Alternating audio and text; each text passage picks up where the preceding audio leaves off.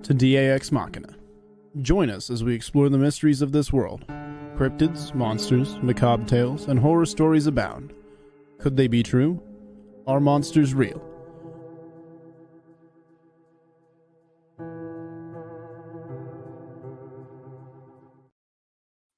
Good evening, folks, and thank you for joining us on another edition of Dax Machina. We got the usual suspects tonight. Robbie will rip reins. The host of What's Really Out There is here, and the Pocket Doc himself, Kerry Pocket Doc Davis. Doc, how the hell are you? Wyatt, I am rolling. Never gets old, man. No, I love that. Never Never gets old. I don't know if Anthony's going to be joining us tonight, but Steve's on vacation, so you may just have the three of us for tonight. Robert D says Doc the Hobbit.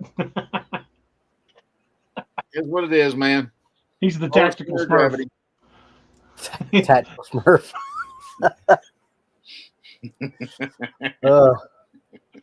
Doc is the one that taught me a phrase that I found useful back when I was still on patrol. I would go to look for something, and I'd have to open up all these freaking, these big like plastic storage boxes, and I'd be throwing shit everywhere. And he taught me the phrase "tactical garage sale" because that's what my bedroom would look like when I'd be looking for a specific piece of equipment. I know it's in here somewhere. Yeah. Oh shit! Wrong box. Got to put all this crap back in there. Hey, I've been looking for that holster. Yeah, exactly. Yeah, I always find shit I'm looking for when I'm not looking for the shit the other shit. So. That is a fact. Like, why the hell are trauma shears in here? I was looking for this knife. Damn it. Brian Burr says he can't hear anything. Hopefully he's not the only one. Everybody hear us okay? What? Brian Burr says he can't hear anything. You guys hear us all right? Well, I hear you. I hear Doc. I hear y'all. I don't know how to sign. Can y'all hear us? Christy Crawford said loud and clear. Silver Okay. Fox says thumbs up. Everybody else is saying Zoom's loud and clear. Kevin says Brian, check your mute settings on your YouTube. It might be that, or you might have to reset your browser. It might just be an issue with that. Not that he can hear me. If he can't hear me, he can't hear me. Tell him that. Boys, how you guys doing tonight? I'm doing pretty good. How y'all are? I'm Doing finer, all right. I'm finer than a fog hair split 4 ways with a keen razor blade. That's pretty fine. Robbie, you're fixing to head down to Ocala in the next week or so, ain't you? Yep, leaving next Tuesday night. Sometime around next Tuesday night. I don't know exactly what time. I don't want to beat all the traffic, so I'm gonna leave Tuesday night. Well, Nate says your favorite quote from Wolf Moon. 5'6", a Navy SEAL and sex, twisted steel and sex appeal. Steel and sex appeal. That's right. I've actually that was a quote. I asked Doc for basically his dimensions when I was writing that book, and when he quoted his height, that's what he said. So I just put it verbatim in the book. Hey, before we get going, I want everybody out there. Thank y'all for popping in and joining us. Chat's going good, but. DA might let y'all know I had to go down south and come back real quick. My wife's mom, my mother-in-law, the sweet lady, had a medical emergency, and they didn't think it was a stroke at first, and they did some more testing later on in the week and determined that she had a stroke. Thankfully, it was only an ischemic stroke, which means just a part of the brain got denied some oxygen for a little bit. So she's got some cognitive defects, but no motor defects or deficits. So y'all just continue to, if y'all send your prayers up, smoke signals, good vibes, prayers, whatever you got, send it to Miss Dorothy. We like to call her Annie Granny, or as most people know her as Two Gun Annie, because this lady's 80 years old. She still carries 2 pistols.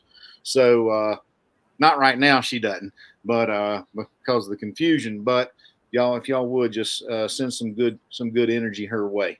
Appreciate you. Absolutely. And keep Uncle John in your prayers as well. He's still in the hospital, and we're waiting to hear from Anthony on his test results. Well, so keep your fingers crossed and say a prayer. Amen. Yeah, since we're on the subject, keep Miss Lene in your prayers as her health continues to improve, and also remember William Nighthawk, who is still Yeah. dealing with his health issues. So, I'm sure they would all appreciate it. Yeah. Chad Ray says Two Gun Annie sounds like a name for an awesome book character. Dude, she's a hoot. Back in the day, she shot at my wife's ex-husband a couple of times. Like Dukes of Hazzard style, driving her 300ZX, shooting out the driver's side window. So yeah. Holy crap! Yeah, man. Yeah, She ain't playing around. She don't mess about. That's for sure. So yeah, she might have to show up in the Dark Frontiers books. Dude, she would be perfect for that because she's quick to whoop them guns out. That's for sure. Might have to see what we can do about that. Yeah, that'd be pretty good homage to Two Gun Annie. She'd get a kick out of that. I like that idea. That's going to have to happen. Yeah, Richard Cox, dang Doc, I hope she likes you. Thank God she does, man. That's for sure. Well, if just in case she doesn't, he's a small target. Exactly. I can aim small, miss small. That's right. I'm a little rabbit, man, when it comes to bullets. It's like trying to hit a dachshund at a dead run. Woo. Yeah, she is. She's a damn hoot, man. That's for sure. All my father-in-law does is just keep quiet and shake his head. That's all he needs to do. Just here and there said his grandmother carried a sawed-off shotgun under her apron.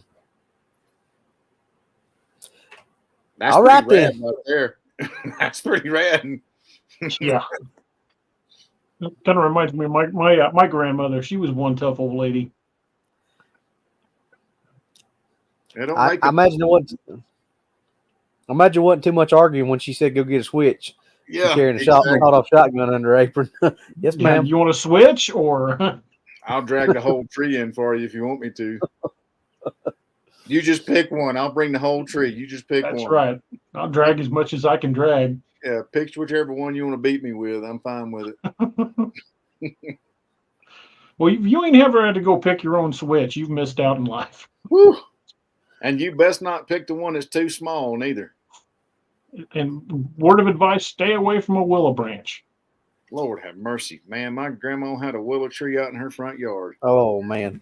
I think that's why they planted willow trees around their houses. I think that's true. Keep the kids in line. God, my great-grandmother's favorite saying to me when I used to go to my dad's every other weekend.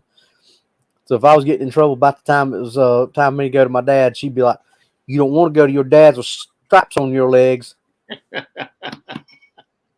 No, ma'am. Yeah, my mom used to strap your legs, youngin. Yep. You would. That thing hits, wraps around your leg 2 or 3 times. Make that sound as it goes through the air. Dude, she could have stood in for snare drummer for Kiss or something with that wrist action she had. And they have you in that death grip on your forearm, and you're going up and down. So you got stripes from your top of your shoulders to your ankles because you're just hitting every level. You're just covering all the ground. As you're trying to walk away, they're just walking in a circle, keeping Dude, up. Yeah, it was a circle. It's a circle. It's a death circle. Think about it. Have you ever watched old cowboy movies where they're breaking a horse? What do they do? The horses they're standing in a circle. They knew how to do that stuff. That's it. That's it, man. And nothing inspires fear in the heart of a youngin'. Well, I don't know. A leather belt clearing 5 loops on a pair of jeans will scare you, but hearing all the leaves get shucked off of a willow branch. Yep. Yeah. Lord have mercy. Yes. Yeah. John Wayne Gates. I made that mistake. I thought the skinny switch wouldn't hurt. Wrong. Ones are the worst. Them skinny ones will get you, man. Yeah, them thick ones, there's a chance they might break a little bit. Them little ones still limber and green. Years ago, when we had the farm out north of Lebanon, I'm the youngest of 11 siblings. And every year we would all of us kids would run all over 10, 15 acres out there in the annual BB gun war. and we would shoot the crap out of each other. In fact, I still got a divot in the middle of my forehead from a BB. But my brother Ronnie was walking around the house, and my brother Lee was on the back porch hiding behind one of them old ironing boards with the holes in it.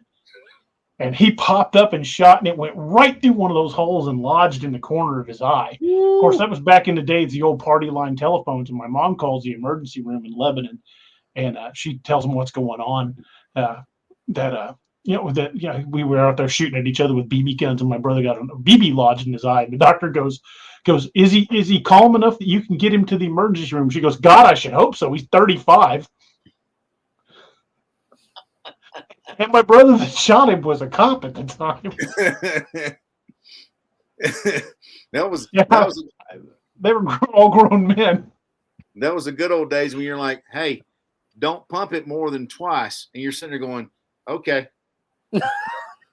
And I was the little one of the group, so they always gave me the pistol, the one that you had to like push the barrel back to cock it. And I was so small, I'd have to put it in the middle of my chest and pull it to me to cock it. And of course, it had no power. The BB, you could just watch it fall. Yeah. But I just got stuck with that one. Yeah, my brother was double fisting old Crossman pistols, looked like a 1911, and he got a BB. It went in right here at his middle knuckle and slid up to his knuckle here, and he just pushed it out. He still got a scar on top of his knuckle where he squeezed that BB all the way out down the top of his finger. It's a miracle any of us kids survived to adulthood. Oh, yeah. And we all still have all of our fingers, all of our eyesight. I have a few scars from it, but hey. And bottle rocket wars. Oh my gosh. Yes. Oh my god. Oh yeah, we did that too. And bottle rockets and firecrackers. Yeah, Roman candles. Oh man. I mean, I can't tell you how many firecrackers I had blow up in my hands. I still got all pick that thing up and throw it. Pow! Oh, God, I used to light them in my hand and throw them. Yeah, I can tell you the number of times I blackened in my hand, but fortunately, I never had my hand closed around it. Had it been closed around it, I would have lost some fingers. Hold it like this. Yeah, that's a short fuse right there, man. Oh yeah, about the time you get ready to toss it, that thing goes. About the time you get right here, it explodes. You know, it sting you real good. Yeah, like you grabbed a hold of a 220 volt wire. Yeah, that is true. That's what we call a self-correcting problem. Kind of like the first time you get a slide bite. Yeah, that's right. That's a self-correcting problem. You won't make that mistake a second time. Train tracks. And also, all good ways to get your butts beat. That's for sure. So, and if anybody got hurt, it was like, don't tell mama. Don't tell mama. Don't tell mama. Well, that was just because you didn't want the methylate or the mercurochrome. That's true. I'd rather take the butt whooping than that crap. That's for sure. That stuff was the worst. Satan spit. Lord have mercy. Nope, that's okay. I'll just amputate my own arm. I just cut it off right now. I'm good with the infection. Thank you. Woo, Lord have mercy. Well, we got off to a banging start. That might be some kind of record. We didn't even talk about the topic. Yeah, we never even made it to the topic. What's a topic? Yeah, no kidding. We don't need no stinking topic. Oh, mercy. That's funny. Brock Blades. He says old red oil. That was another staple. That's my buddy over at Brock Blades. He's the one that made me this out of titanium. Cool. Nice. Do y'all remember the wrist rocket slingshots with that surgical rubber tubing? Oh God, yeah. We used to shoot the crap out of each other. You kill rabbits with them things. Dude, we used to put my mom and daddy had a bunch of plum trees on a terrace line, whatever. And when the plums would come in green, we'd load up on a bunch of green plums and we would just wail the crap out of each other with green plums. That's like primitive paintball, I guess. Acorns. But, dude, you could knock the fire out of somebody with a green plum out of a wrist rocket slingshot. Hey, it was same thing with those green plums. My grandfather was a carpenter. Well, he had some, I guess it was either spruce or something. It was real springy wood. So me and my cousin used to do that with a slingshot. So my grandpa was like, "Ah, I got you. I'll take care of you." So him and my dad built me this little catapult I could sit on. And you can pull that thing, pull it back, and let that thing go, and whew, he launched them things like 130 yards.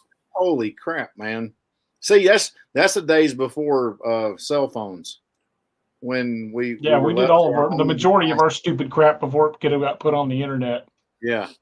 And well, we didn't have social media or any kind of crap like that, so we just were left to our own devices to torment one another with, which was also fun. So I like Richard Cox. We used to take mops and play joust on bicycles. That's freaking awesome, man. We didn't take mops, but those old the little smaller push brooms, not the big wide ones, but the little ones with the heads about that wide. That's what me and my cousin would do that with those. Like you said, it's a wonder some of us are still alive. Dude, God protects fools and little children, and I think we fit in both categories, that's for sure. Yeah. I mean, I never wore a helmet when I rode a bicycle, ever. What was a helmet? My helmet was until I was an adult.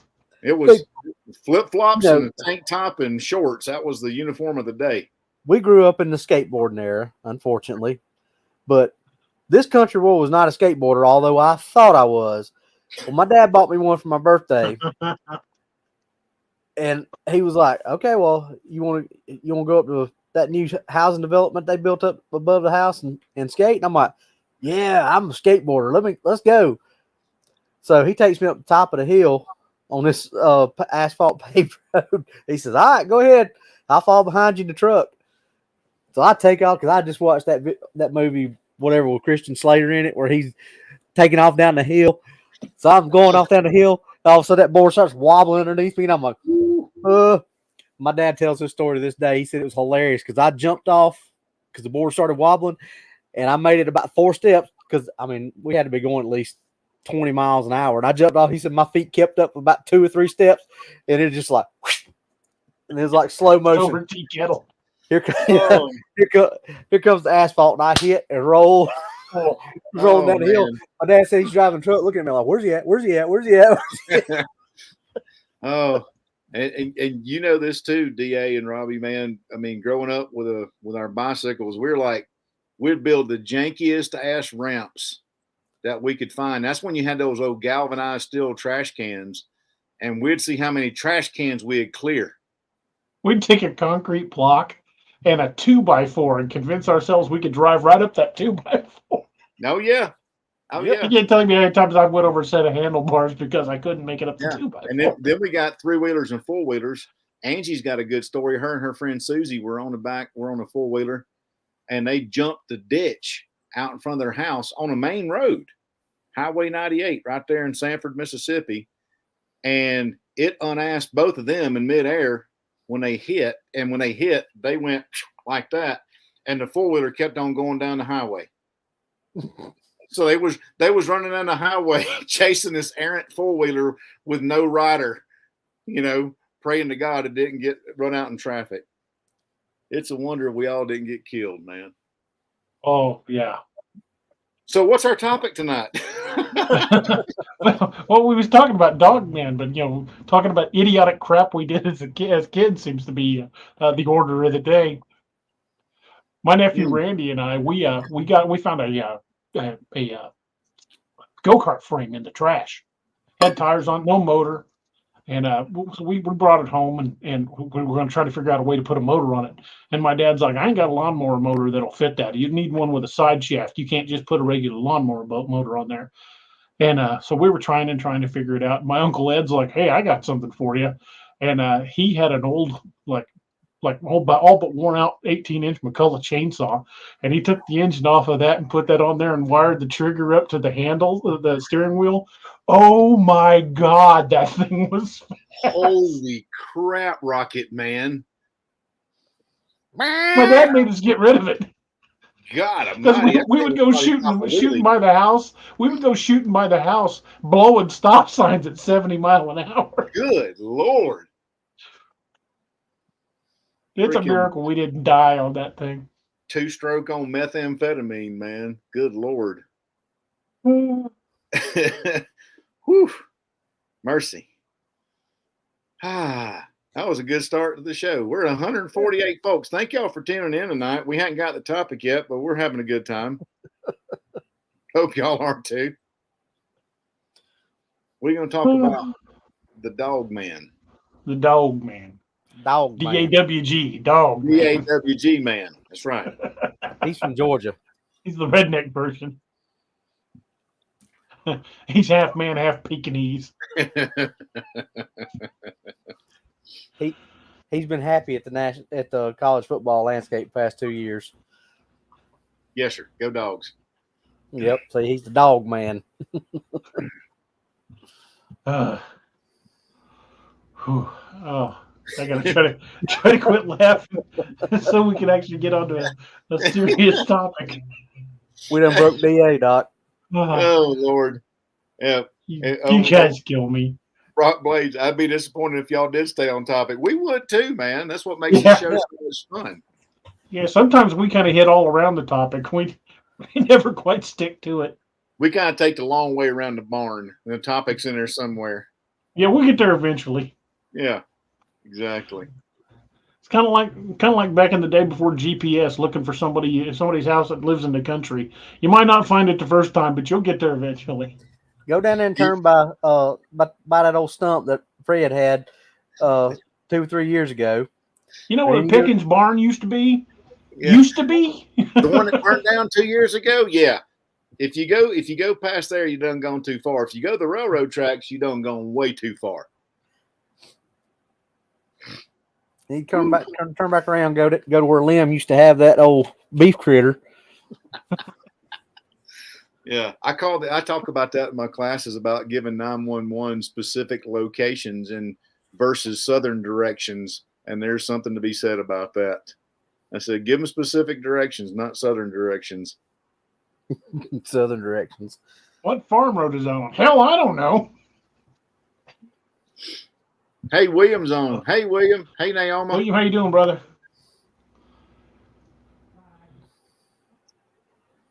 Good to have you in here with us. Oh my God. Mercy. I'm gonna try to focus up here. Talking Dogman. So, there we go. Josh Dalton says, does a redneck Dogman earn income credit? Oh Lord. That's Josh. a good question. Probably a bit above my pay grade, but it's a good question. That's a good question, Josh. Oh man. Whew. Oh. Well, we've hit the Dogman topic a number of times, but and some of this is material that we've covered, but there's always new stuff being found.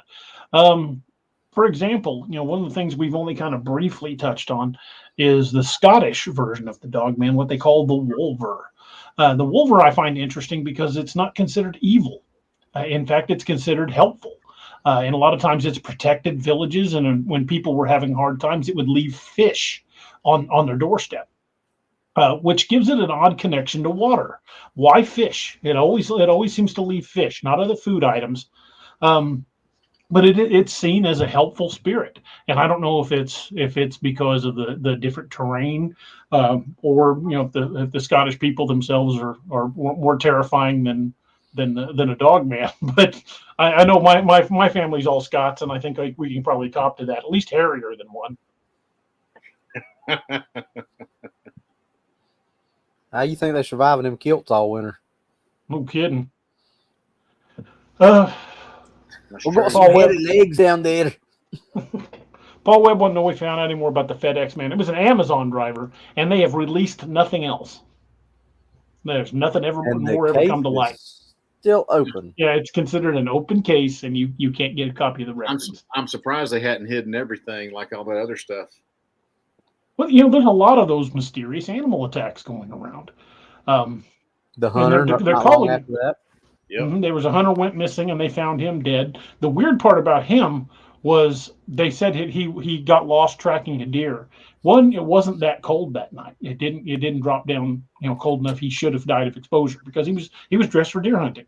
But they found I think it was his jacket and his firearm long before they found him. Leaned I up don't know against the about you tree. guys, but I've been deer hunting a lot of times. I ain't never left my gun behind. Nah. Because if you shot a deer and you tracking a deer and it's bleeding out, you're not the only thing in them woods that's hunting that deer. Right. And what if you need to do a coup de grace on that deer to put it out of his misery? You ain't gonna leave your gun behind. You'll be doing the old Jim Carrey with me, myself, and Irene plugging his nose. Come on, Bessie, go to the light. Exactly. 100%. Every time. Sorry, I couldn't resist. When you said that just brought that up. And with that cow in the headlock. That is another one of those cases that nothing else ever came from it. There was a 13-year-old kid in Kentucky that they claimed was killed by dogs, but he was dragged out of his yard, and they found him up a bluff side, about a quarter mile from his house, up a steep bluff. Dogs don't drag somebody uphill. Not a bluff like that. They might drag somebody around, but there ain't no way that was dogs. What condition was his body in, DA? Did they say? It's Was pretty he tore up. Eviscerated? Yeah. Mm-hmm. Yeah. That was the one where there was something else with that one too. Because we talked about it. What? It was let's say it was a 100-pound kid. Probably was in that ballpark if he was 13-year-old kid. So 100-pound kid. I don't care how big the dog is. He's not going to drag somebody up a 45-degree incline. No. Not 100 pounds. No. Yeah. And that's funny, or not funny, but ironic because it's like the driver, was it UPS driver? FedEx. No, it was FedEx. Amazon. Amazon driver. One of them. Yeah. I mean, that dude got ripped to shreds, did he not? The sheriff and the coroner in that county, that's Ray County, Missouri, both said that it was the most tore up body they'd ever recovered. And the county coroner was like, "There's no way that was a dog." That's what it was that I was talking about. Remember, because they had made that comment about they had never seen a body that torn up from a dog mauling or a dog canine attack or whatever. Right. Well, and DA, this goes back to some of the earlier shows that we have done. Excuse me, the all the reports of those animal attacks out there near you in the Joe Bald have since disappeared, have they not? Well, they were the reports that I found online. We found, I believe, it was 8 or 9 missing persons, associated with that campground, ranging from like 1974 up to about 1995. And then when I went back to look them up again to print them out and put them in a book, they were gone. Yeah. Monster Radio, Ryan from Monster Radio said the boy's mom did come forward, though she was irate at the people in our field saying it was Dogman. She said it was pit bulls. She's probably saying what she was told to say. Yeah, she can be irate all she wants, but I own a pit bull. Ain't no way. He's a big dog and he's strong, but he ain't dragging a 100-pound kid up a hill.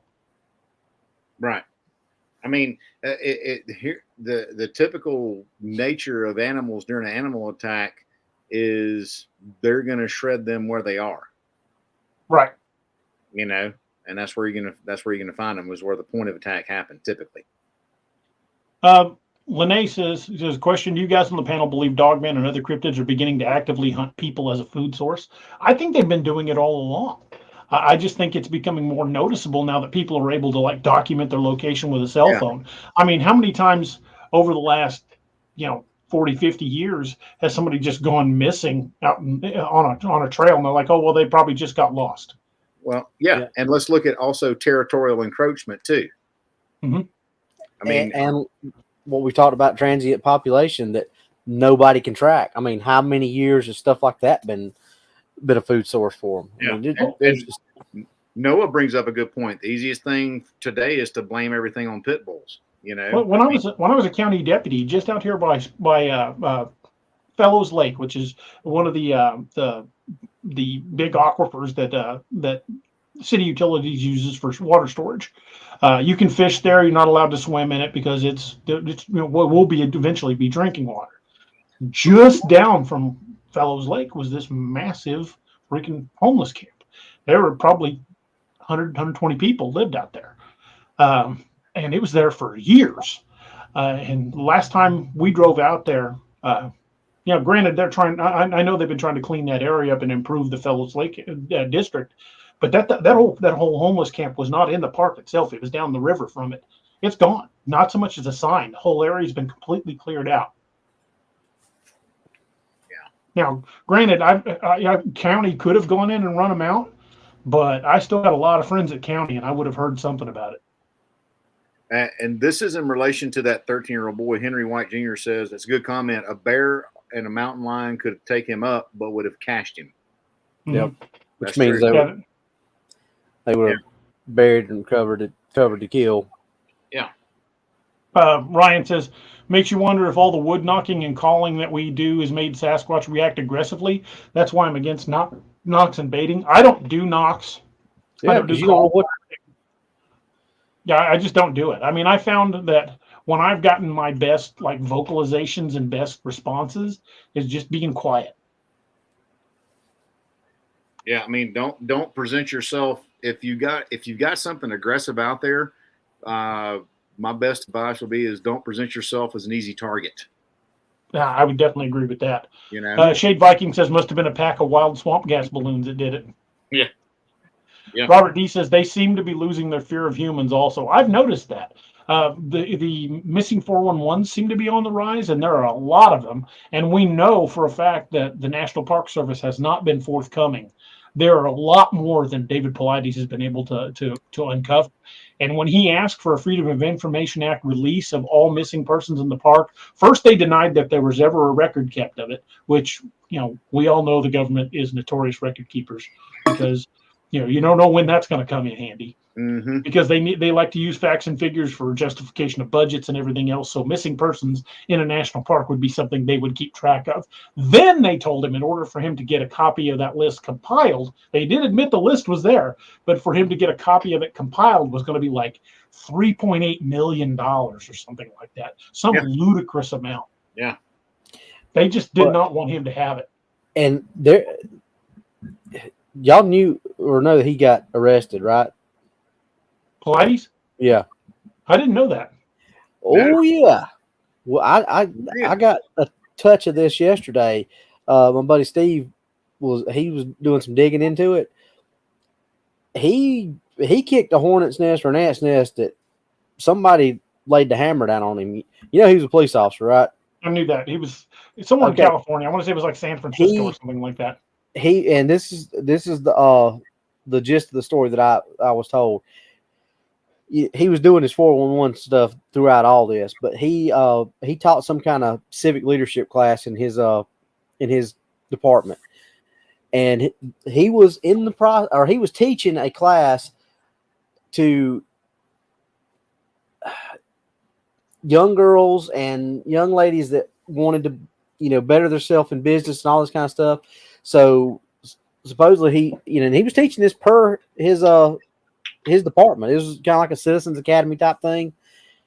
He was sending letters out on department letterhead saying to like Ivanka Trump and just all these famous business women who had basically come from nothing and worked themselves up and made something of themselves. He was making like a wall of fame to put out in the lobby for where they had this class. So these girls, when they come in and saw the class, they could go up and look at these pictures and have a little bio about them and all this stuff. The freaking state attorney general charged him for this, basically some kind of trumped up stalking charge, and he ended up getting fired and getting charged because of all that. So just out of the blue. I mean, and he was teaching this class. I hadn't heard of that. Yeah, but that was all during the time that he was looking for all this other stuff. So he rubbed somebody the wrong way, I think.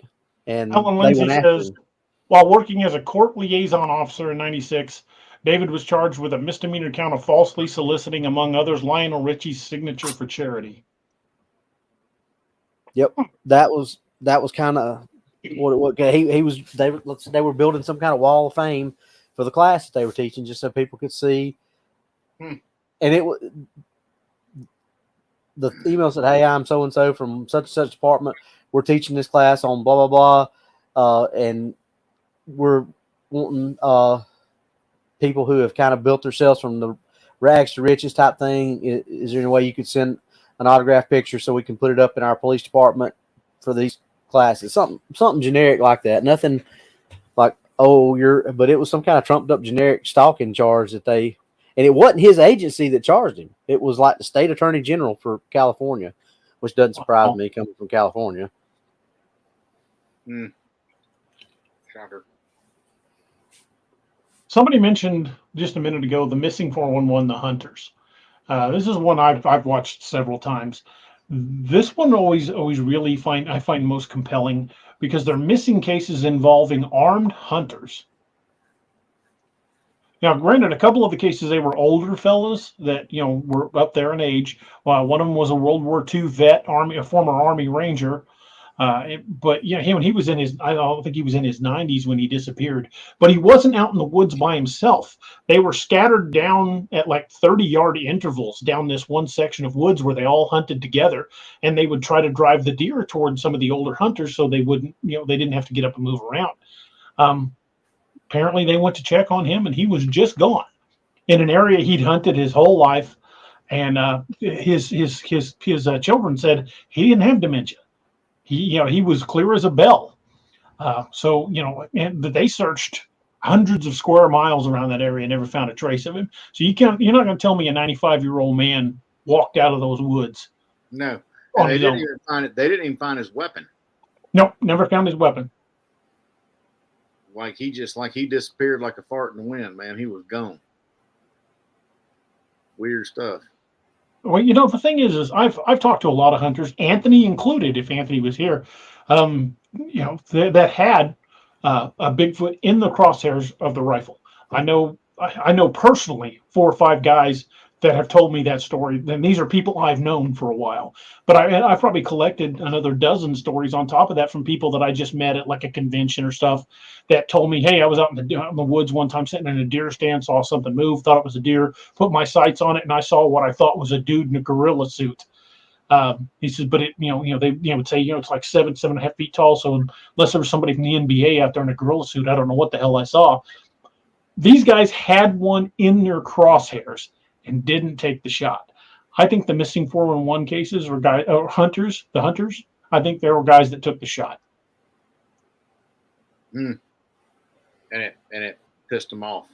Yeah, I don't think a small caliber deer rifle, like a 5.56, a 223 round, is going to drop a Bigfoot. Not unless you're damn lucky. And honestly, most states even outlaw that round for deer hunting. It's got to be higher than at least like a 243 or something, which is a 6 millimeter. Yeah. So, yeah, that's something to think about. Chairman Meow says, then what happened to your theory? It killed those hunters? I believe so. I think in the cases of the missing hunters, I think those guys actually took the shot. And hey, thank you, William. Appreciate that, brother. But the thing about that is either they didn't have enough weapon to drop it, or it wasn't alone. True. They very well could have been dragged off by the thing's pissed off relatives, or the one they shot. I mean, if you were, let's say you were an 8 foot tall, 1,000-pound primate, and somebody with a jumped up 22 shot you in the arm, I believe it's going to be pretty pissed off. Well, I mean, let's be honest, man. I mean, what Fred talked about in Alaska. I mean, I know we're getting off the Dogman subject here, but like when Fred talked about when he was in Alaska, he said he square on shot one 3 times in the chest with a 30-06. That's not a small round. No, it is not. And it didn't do anything but it piss it off. And so, I mean, there you go, right there. Shy Dorsai says, but in the missing hunter cases where the missing was part of a group, the others didn't hear any shots. Correct. That's true, but one commonality we see across the missing 411, even the ones that weren't hunting and that are national parks, it seems to inordinately be preying on the infirm or the disabled, and they match the victimology. So either in some of the cases, like there was a guy in New Mexico, he wasn't that old, he was in his 50s. And they never found him. And he had the reason that he was hunting close to camp while his buddies were farther away is he had a bad leg. He had a broken foot or had surgery on his foot, one of the two, but he was not far away from camp. And they never found a trace of him, not even his gun. So, and he didn't come back to camp, and he was within sight of camp. So it's not like he got turned around in the woods and lost where he was at and wandered out of there on a bad leg. He was just gone. Yeah. That's crazy, man. That's interesting. Now, what are some of the latest Dogman sightings? We were talking about the stuff down here in Creed, Colorado, where the cows had gone missing and they couldn't find any kind of tracks. But they did find. I believe that they said it was unknown canine DNA. Oh, no, yeah, it was unknown canine tracks, but nothing on the other side of the fence. Right. Yeah. And then I think it's not far from Meeker. It happened again. Yeah. Yeah. We've had quite a bit of suspected canid. I'm not going to say dogman, but canid activity, weird canid. But I mean, dude. We've got the wolves, and like I said, we've got that pack of wolves up near Meeker. And it's only like 50 wolves, but the tracks they found were way bigger than any wolf tracks that they had on record. And Meeker's not the only place where they've been having a lot of animal mutilations.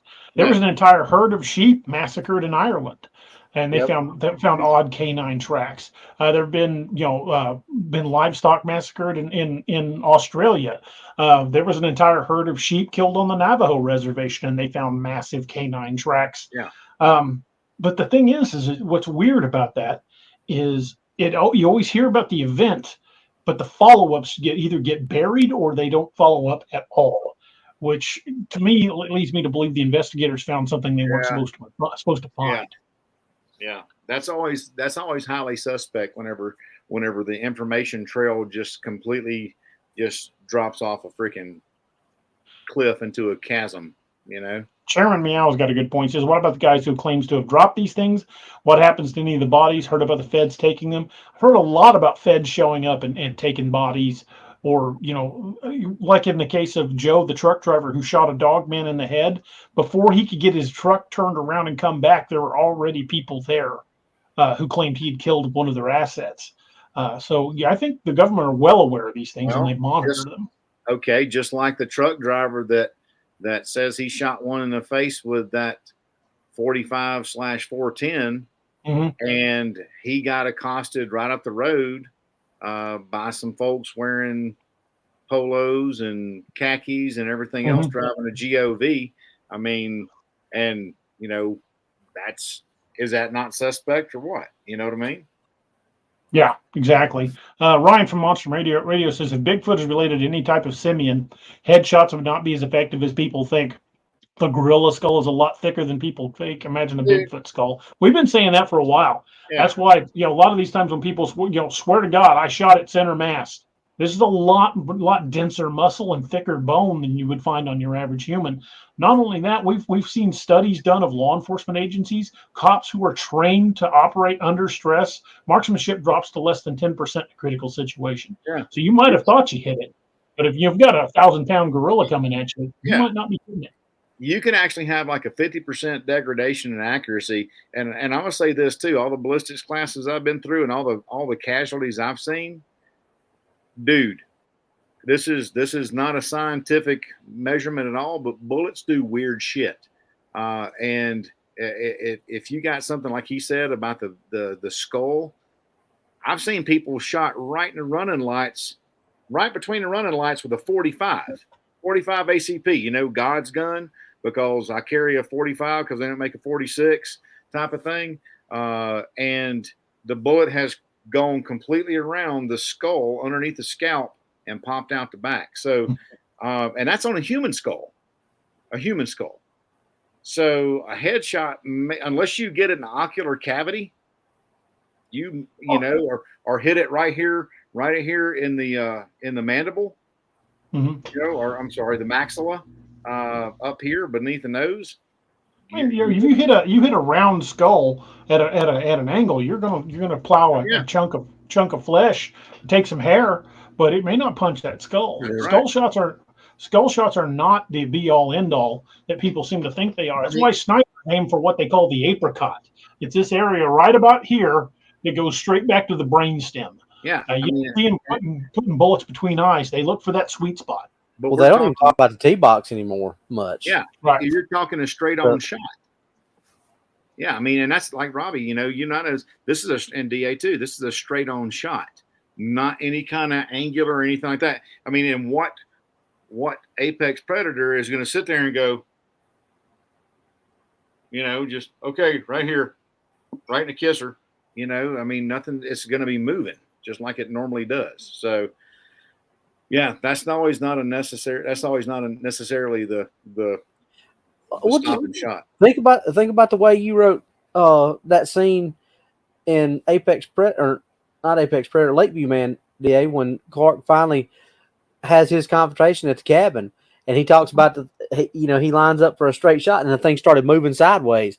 That's the way animals are going to move. They're not going to, a big, like Doc just said, a big apex predator is not going to, for the most part, is not going to charge you. You're going to have big herbivores like elephants and rhinoceros. Those things are going to charge you straight on. But a big apex predator is not going to charge you straight on 9 times out of 10. Well, especially if it sees you as a threat, Robbie. You know, because it's going to counter a threat with a threat. And so it's going to see you as a threat. So it's going to be like, all right, well, he's got something. He's bringing something to the table here. So I gotta see if I can as George W. Bush said, I got to out-strategize him. So I gotta see what's going on here, and it's that's the reason I think we've not seen any bodies. And like Chairman Meow said, could it be the bodies are recovered, or is it because any shots that are inflicted are not necessarily fatal? I think it's probably a combo of the two. Yeah. My old Lieutenant James Jenkins is in the house. He says, I love Docs. I carry a 45 because they don't make a 46. I've said that numerous times. But they do make a 50 gun Crafter Industries. That 50 GI is a beast. And that thing's got and now the Gun Crafter Industries has a 9+1 capacity on that 50 GI. So you got 10 rounds of freedom right there in that thing. So, in your freedom dispenser. Well, let me show you something. I just happen to have this was given to me by the good folks at Gun Crafter Industries. This is a 50 GI hollow point. Holy shnikes. Good Lord. I wear a size 13.5 ring. That should give you a little perspective on how big that damn thing is. Damn, son, you got big old sausage fingers. Yeah, I do. I wear that is a 50 GI right there. That is a hollow point 50 GI. Jesus, Joseph, and the Bride. It's a 1911's big angry cousin. Good night. That is a big old bullet. Yeah. That's why in ballistics tests, it went through 42 inches of ballistics gel. 42 inches. That's almost 4 feet of ballistics gel. How much difference is there between that and the 50 AE, though? 50 AE is a magnum round. It's longer. It's got more powder. So that's basically a neck down AE. Yeah, basically. Yeah. Well, I wouldn't want to get shot one either. No, it would make me become subatomic particles. That description there in the book where Doc is telling him where to hit it, it was actually a conversation Doc and I had. See, more than just a hat rack. I put the little pocket Doc to the test. I'm like, all right, let's assume they're shooting these things with black powder pistols. What's the best place to shoot them? Because they're not going to have the penetration of some of these bigger guns. And what did I say? He said, "Oh, you got to hit the big arteries then." Yep. LT says I had to qualify with Greene County yesterday. I shot the Desert Eagle and I have a 50 AE. Nice. the old Action Express. Dang. Shy Dorsai says there was a shootout in Detroit where a guy took a through and through hit in the head from a 357 Magnum, 125 grain, and fully recovered. I've heard of it. I've heard of people recovering from headshots. That right there, the 125 grain jacketed hollow point is the quote man stopping round. It's got a 96% one shot stop from that round. Still to this day, 357 Magnum is the king as far as those one shot stop rounds. That's freaking nuts. I mean, I don't know what a 500 Smith & Wesson, or 460 line ball or anything like that has, but that's insane. Through and through to the dome, that's insane. That is a nasty shot. Hey Jess, how you doing? Hey, Jess. Hello, Jessica. Jesse. How you I doing? don't know where that came from. Them and the dogs. Yeah, because headshots, 90% of headshots are typically like immediately fatal. That's insane. Shade Viking says, well, I think that these things would be attacking more people if they could. It's like they have rules to follow, kind of like they need permission to take people. I don't think that's the case. I think they're very selective because they've got to be very careful if they take somebody in a group. They do not want to get tracked or discovered. So they're very cautious about when and where they take somebody. But if you're out walking a backcountry road by yourself, you're fair game. So you would be aligned with the thought that they are opportunistic hunters. Oh, absolutely. They're intelligent creature, and you're the smartest predators are opportunists. They know that it's risk versus reward. The least amount of risk versus the maximum reward. Willie Johnson's my wife's cousin. Willie, how you doing, brother? He's a officer down, I believe, in Fort Worth.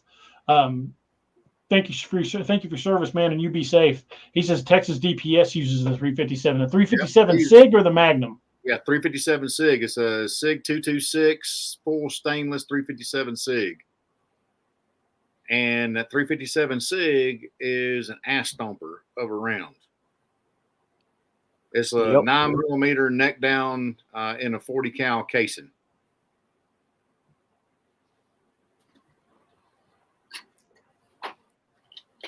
What are the odds? Doc's probably got one sitting right there beside him somewhere. Of course he does. Well, he does work for a significant company. Yep. That's it right there. Nice. Yes, sir. It'll do the job on a groundhog too. Tell you what. Doc, that would definitely do what we say, interrupt your OODA loop. Yeah. It'll definitely conflict your OODA loop real quick. I don't care how many bowls of it you ate that morning.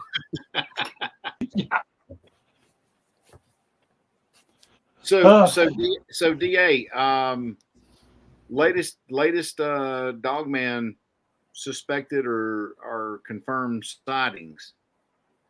I was just talking to Josh Turner from Paranormal Roundtable. I was talking to him yesterday, and he's trying to get me in contact with the guy. The report came to him from a person, from another person, that kind of thing. He's trying to track it down to get it to me, but apparently there was one seen alongside of the road, just right down the road here by Branson. An older couple was driving home and thought it looked like it had the head of a coyote. That it was just right at the side of the road, as they drove by it. And I guess they were going slow enough. They got a real good look at it. Yeah, it seems like your neck of the woods is got a high probability for that kind of critters getting It seems to sighted. be a lot. I took a report from a guy, and I want to get him on the show, but I've kind of lost touch with him. I need to reach out to him again. Him and I were talking one day, and he was telling me, he was asking me, he says, "Hey, what do you think this was?" And he starts describing. He was driving back from an area. He'd been out seeing friends, and he said, "I was driving, and there was what looked like a big black dog." He says, and it came out from between two houses, and then it started pacing the car. And he said, I sped up and it sped up. He says, and I sped up a little more and it got up on its hind legs and was running next to the car. And then it jumped the car like it was trying to force him off the road. Did like $2,000 worth of damage to the front end and bumper of the car. Yeah. Yeah, he said basically, and he said I was driving a Prius.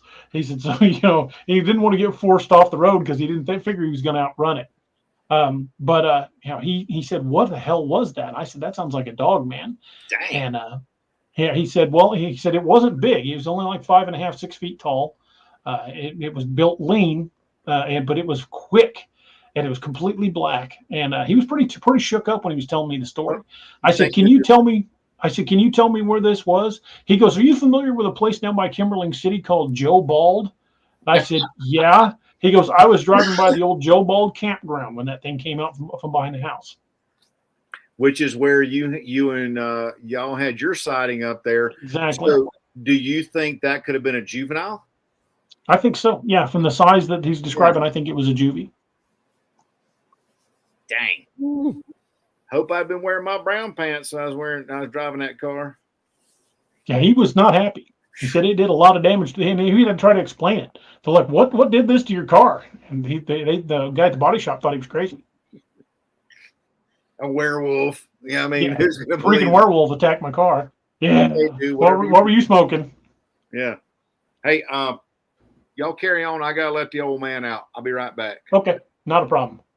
And when I say old man, to y'all who don't know me, that's my almost 11-year-old German Shepherd. So I'm not keeping any geriatric people locked up in my face. Just, I'll be right back. It's Ranger the crop duster. Oh God, chem warfare.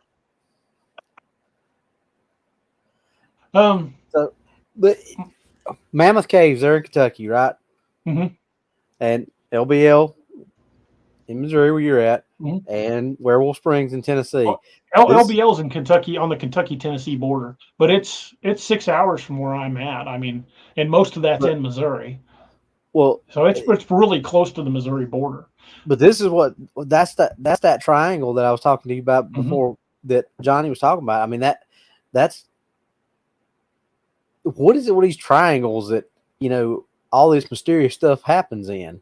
Well, anytime you have a cluster of things happening, you can find 3 points outside that cluster and call it a triangle. I mean, true, but it's really not that unusual for them to have triangles because it's the easiest. But the easiest. The main thing is there's 3 main areas that these things are occurring within that that triangulation of that.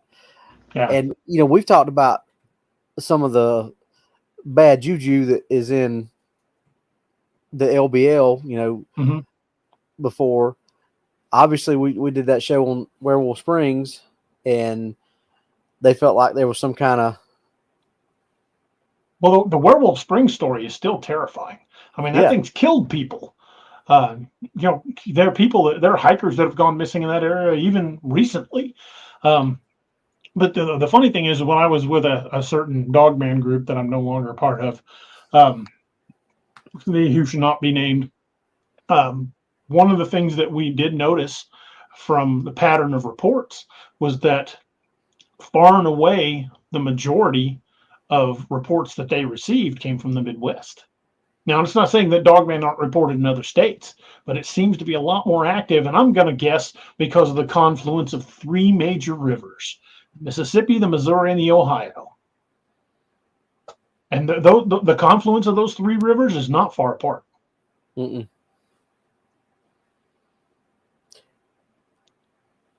Richard Cox's Springs in Werewolf Tennessee. Springs. That's in Tennessee. And what's the name of that park? Madison or I can't remember the name of that park. hang on, You would ask me that. I'm looking. We're planning an Ex Machina road trip. Some of us are wanting to plan an outing where we go spend a few days in LBL and then spend a few days at Werewolf Springs, It's in Dixon County, Dixon County. but the name of that Montgomery Bell State Park in Tennessee. Montgomery Bell. Yeah, that's right. Brian Burr says, any reports of these things in Ohio? There are a lot of Dogman sightings in Ohio. Yeah. Ohio is a pretty hotbed of sighting reports, especially when you get close to the Kentucky border. Seems to be in the southern part of the state. There's more Dogman sightings than you find in the northern part of the state, but Ohio has a lot. Werewolf, yes, I did. Let's just say there was a difference of opinion and leave it at that. I'm not going to disparage another organization that just Nick Valente and I left and did our own thing.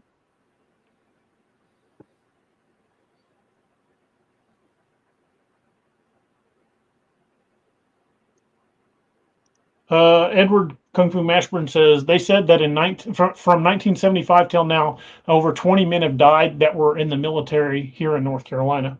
Weird. Lil Patty says, question, best guess. You guys think that female Dogman has a litter or one baby at a time? That's a great question. I don't know that I could give you a good answer for that. If I would say if this is truly just an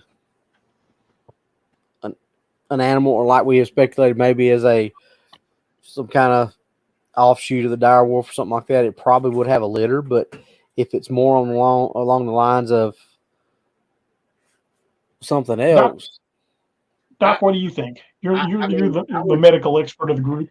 Okay, well, that's speaking a lot, but I think okay, let's look at it physiologically.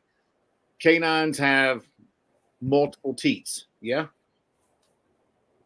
That's to support a litter. So I guess we would have to look at the external physiology of these dog people, as it were, the dog women's. And so if they only have two breasts, then at most could they support a twin litter, a dual birth. Versus, I would say it would have, if it was a litter, it'd be a small litter like twins. Yeah, so maybe triplets. I mean, look at grizzly bears. It's rare for grizzly bears to have multiple births. They do, but I've even heard of quadruplets among grizzly bears, but it's rare. Yeah. Usually, it's a single birth. Yeah, because grizzly bears only have what, two nipples, two teats. So I ain't never got that close to a female grizzly bear, Doc. So yeah, I haven't played count the nipple with a grizzly bear. Yeah, but if we're talking some sort of combined physiology here, if it's more humanoid than it is canid, from the neck down, so to speak, then yeah, maybe it would. I don't know. Don Donaldson says, a few years ago, there was a report of a Dogman pack that attacked a trailer house near Waco, Texas. There's been quite a few reports come out of Texas. In fact, there was someone that was trying to run down some reports for me near Paladero Canyon and near, I believe it was Dumas, Texas, where supposedly Texas Department of Wildlife, the Texas Game Wardens, and local cops got into a gunfight with one, trying to put one down after it had attacked cattle. Now, I have not been able to fully confirm those reports, but one of the people I was talking to from that area said that somebody said, well, they didn't say it happened, and they didn't say it didn't happen. They said, I'm not allowed to comment on that, and that was literally all they would say on it. Yeah, and okay, so a bear has 6 nipples. Robert has a good question. He said, is their gestational period 9 months? per birth weight. I don't know. Yeah, it's anybody's guess without us actually having one to study. Maybe it's more like a dog. Maybe it's more like a person. I guess it depends on how much it fully. If it forms like a puppy and starts out on 4 legs, maybe it forms faster like a dog would or a wolf would. But I couldn't tell you. I mean, it would be anybody's guess without more information to study. Ron Yelton says my nephew got his car hit by something big and furry. It did about $4,000 worth of damage. He was on his way home to Toledo. He went to a gas station to wait for the police, and they said weird things happen on that road. Oh. Well, I mean, Ohio's got a pretty high concentration of Dogman sightings. Oh, yes. You have a lot of Dogman sightings among other cryptids. I mean, Ohio seems to be a hotbed for cryptid activity. It really does. Juliana McGill says it depends on how much protein and fat's coming out of that milk. Yeah, and again, that's another thing we would just have to speculate on. Billy Mitchum says, I heard as you bring the guy up, you sling a round or 2 downrange to the hip area and then center mass. Hip or groin area will put you on the ground fast. I saw it happen to an officer once. Yeah, that's one of the areas we talked about, the pelvic girdle, I mean, especially where those clusters, the root cluster gathers from the femorals. You can do a lot of damage to somebody. In fact, they were even discussing when I was still actively qualifying. It's been debated back and forth, and I hope they actually do it. Is they were talking about adding the pelvic girdle to the inbound shots for law enforcement to qualify, and I think it's a legitimate call. I mean, you can put somebody down with a pelvic girdle shot. One of my old captains at Greene County, Captain. I can't think of his name. Oh my God. Lieutenant Jenkins is listening. He'll tell me. But when he was a patrol officer years ago over in Polk County, he got shot 6 times in the pelvic girdle and drove himself to meet the paramedics. He is a tough son of a gun. Yeah. They don't come much tougher than that guy. He wasn't planning on dying that day. Dude. Whew. That's hard as a barrel of woodpecker lips right there, son. That is. Good Lord. I broke Robbie. Sorry, Robbie. Woo! That just caught me off guard, Doc. I mean, dude. I mean, here's the thing. I mean, yeah, I mean, pelvic shots can be because you stabilize. I mean, what's your pelvis? Your pelvis is a foundation of your stability. You can destabilize somebody, or you can cause massive vascular damage, because in the pelvis you can lose up to 2.5 liters. That's over right at 50% of your circulating volume. So that's one thing. But your muscles have a weird way of stabilizing your bones if they're broken. So I've seen people with broken pelvises walking around, just like that dude who got shot 6 times in the pelvic girdle and was able to drive himself to the hospital. So. Yeah. I mean, but I mean, I don't want to get shot in a ding no matter what it is. You know what I'm saying? That's no joke. I mean, that probably elicit a huge pain response. Wendy Gwizdala says, I think the world would be overrun with Dogman if they had litters at a time. After all, they are the apex. I think they have a low birth rate, and I think that explains why we don't see more of them than we do. Kind of like gorillas in captivity. They don't have a high birth rate. But we don't know. Well, actually, there are numbers. I just don't know what they are about the birth rate among gorillas in the wild. It's something I would have to look up. I don't really know that much about it off the top of my head. But I would say, that their birth numbers are probably fairly low. Yeah, I agree with that. And also, I mean, since they're opportunistic hunters, if they had litters and they're such voracious apex predators, would you not see the wild game in that area take a very quick downturn in their population? Yeah. Enki says, I heard dogmen are much more aggressive in Mexico due to lack of resources. I've heard the same thing along the border. Border Patrol talks about aggressive encounters with packs of them out in the desert. And I would say it's very likely that we have no idea how many people who are illegally crossing the border just disappear, because nobody's gonna report them. We have no way to track it. And there was a case, I want to say, And Ryan with Monster Radio, he lives in Arizona. So Ryan, correct me if I'm wrong, but I want to say it was near Tucson, where a group of drug dealers that were bringing drugs across the border opened fire on a Dogman, and the Border Patrol heard the gunfire and came and found basically these shredded remains of these guys. Yep. Damn. They didn't find any of the Dogmen, but they found the tracks, and they found, I think it was like 7 or 8 guys that were just been torn to bits. Well, think about this. I mean, from the influx of people coming from the south to the north, that's a pretty steady food supply, is it not? Yeah. Yep. So and large predators in a desert area have got to be more aggressive because the prey's more scarce. absolutely. Mike A says, "DA, you guys are planning a private trip to LBL." At this time, it's probably just going to be a private thing. We haven't decided. We're not even really picked a date yet. We'll discuss it. I'll discuss it with the guys, but probably for the most part, it's just going to be us going into film. But we'll keep it in mind. Appreciate you asking. Christy Crawford says, "I'll sign up if it's an option." You guys might remember from the story that I wrote for Cam Buckner's channel. It's called Apex Predator. It's about William Greyhagel when he was in Afghanistan. Well, Brock Blades. Oops, sorry about that. I didn't mean to click on that. You want to bring that back up, or whoever brought that up? Yeah, I brought that up. Brock Blades makes the Ardennes knife that Will Greyhagel carries in that series. Beautiful knives.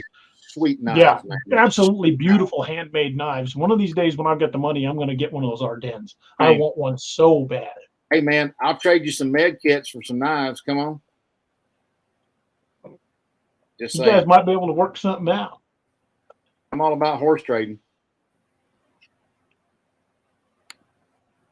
Yeah, that's a good question you had though.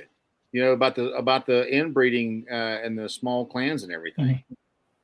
So, Inky wants to know if we've heard of Bart and Nunnally. Yeah, I know Bart. We were at the Dogman conference last year together. Bart's a great guy.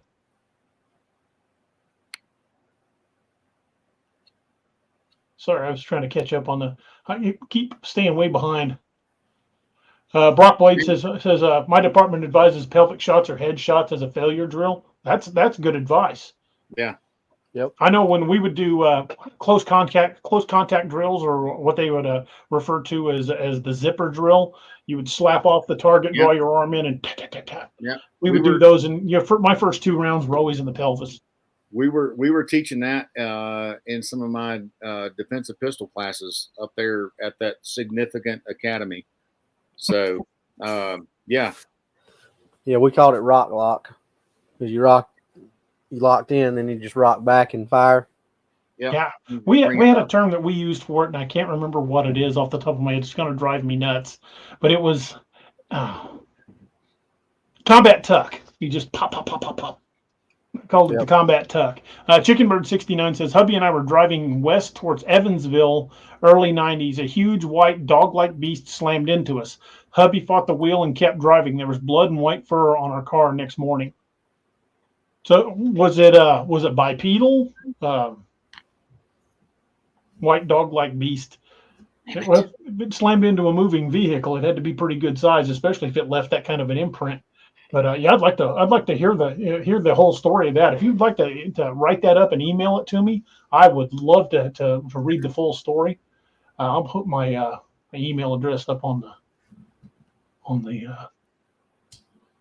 Gotta find it. Sorry. Hey y'all, I'm sorry. He's giving me the nose nudge. He's got to go outside. I'll be right back. Not a problem, man. Not a problem. He's old.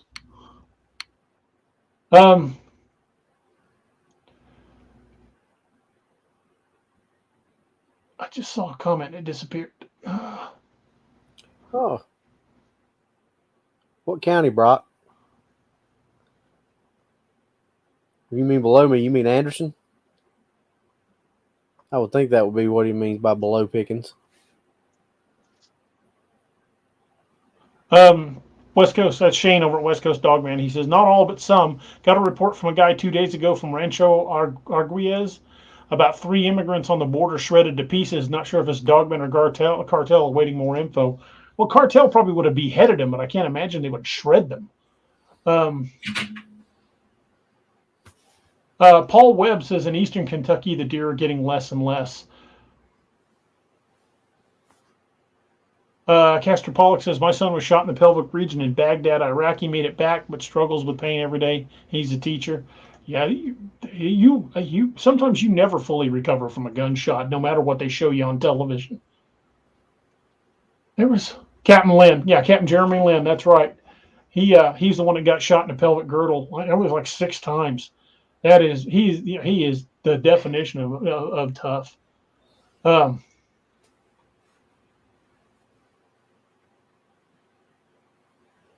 back. That was quick. Papa Bear says, Doc, I'll go all crackhead for a couple of kids. Hey, what you got to trade, baby? That's all I got to say. There was a comment I saw pop up, and then everything jumped, and I completely lost the comment. I'm looking at Brock blades right now. I like that skin, dude. Oh, he makes some beautiful blades. Chickenberg69 says it was huge and running on all fours. I can still see its mouth and huge teeth. I will definitely send it to you. Well, thank you very much. I definitely want to read it. Put in as much detail as you can. Include like time of year, time of day, weather conditions, anything like that. Believe it or not, those really do help when we start compiling evidential documents. Brock says, Doc sneaking off to get a nip. He might be. Well, Doc don't sneak about it. He'll just have him a drink right there. Come on now. Speaking of which, I need to bust out my canteen cup and put some Irish in it. Farmer Red says, "Is this the Doc from the books?" Yes, it is. Doc and I met right about the time my first Ragnarok Rising book came out. And Doc, did you reach out to me or did I reach out to you? I think I reached out to you because I was like, hey, you got some good trauma scenes. What kind of kits y'all using? I think I got some kits for you. That started an interesting journey. Doc is my go-to guy. He gets weird texts at all hours of the night. Hey, fuck, are you awake? Hey, fuck, are you awake is probably the most predominant text I get from DA. Yeah. But Farmer Red, sorry to disappoint, brother, but I'm black haired, so. Barry 7676 says the sightings I've heard about in Wayne County, Illinois, have all been light gray color to white. There seem to be a lot of the gray colored ones spotted. And the one I saw was completely black. I mean, just absolutely black. Not so much as a white like blaze on its chest. It was as black as the freaking dead of night.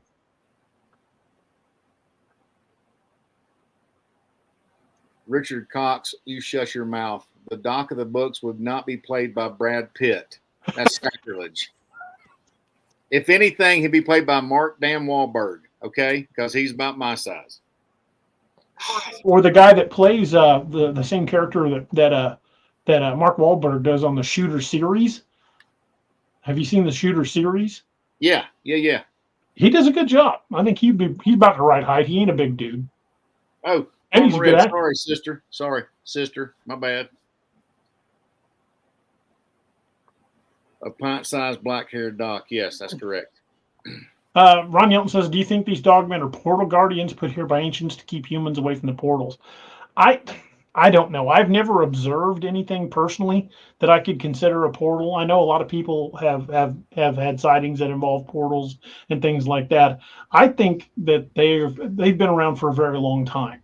Some of the first recorded accounts were from both the Greeks and the Romans, what they referred to as the cynocephalus, dog-headed warriors that they fought, encountered in northern Africa and in the Indian subcontinent, and even as far away as China. That they're supposedly in some of those remote mountain passes, still dog-headed warriors that live up in those mountain passes and places that people just don't go.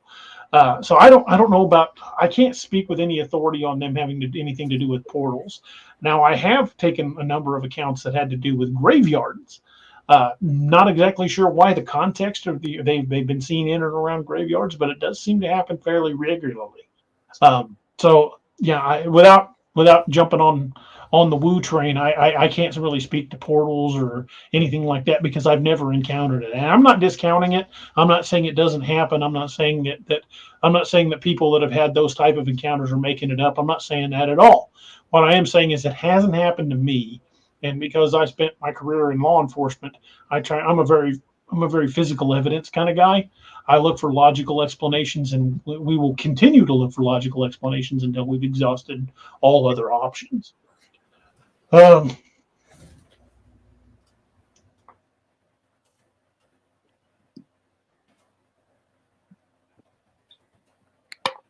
Shy Dorsey says Cole Younger in his lifetime took 20 to 21 bullet wounds and died of old age. There are guys who've taken numerous gunshots and kept right on fighting. There was a Marine that took a bullet. This was in Afghanistan a few years back. He took a bullet through the throat, put a bandage on it, and stayed in the fight for like 9 hours. Yep. Just like Senior Chief Mike Day, God rest his soul. He just recently passed on. He was shot 27 times. 16 rounds hit his armor, and he finished off 4 dudes that shot him and walked himself to the medevac helicopter. So that dude's pretty tough. Mike A says Dogman tracks, what do they look like? For the most part, the majority look like oversized canine prints. But the thing is what I've noticed in some of the more credible Dogman tracks that I've seen, the heel pad seems to be more elongated, almost as if it's there for balance. But for the most part, they just look like really big dog tracks, and you can tell the difference between a large cat track and a large dog track. A dog track will still have you'll see the nails visible. You won't see the claws on a mountain lion track or anything like that. But a big dog track or a big wolf print will have the claws present. So I've got a chart somewhere that's got a bunch of those tracks. Robbie, you're the track guy. What do you think? Well, like I said, at first glance, a lot of people will look at a canine and a feline track and the big cats and wolves and things like that and think that they're a lot the same. But the lobes were on the pads. On a canine, you only see 2 lobes. And on feline, there's 3 lobes. There's 1 in the center and then 2 on the side. You won't see claws marking in the front toe pads. The toe pad shape is different. You'll see claws marking in the canine toe pads. And the best way to explain the difference is when you look at a canine track, it's more like this. The toes are, they're not touching, but they're more straight in line. In a feline track, they're going to be splayed out. It's almost like an X pattern versus a non-X pattern. So you can learn a lot from the tracks of these things, like size, weight. If you really get into track morphology and things like that, you can start looking at if something's hurt, if it's carrying its weight to one side or the other, how fast it's moving, which way it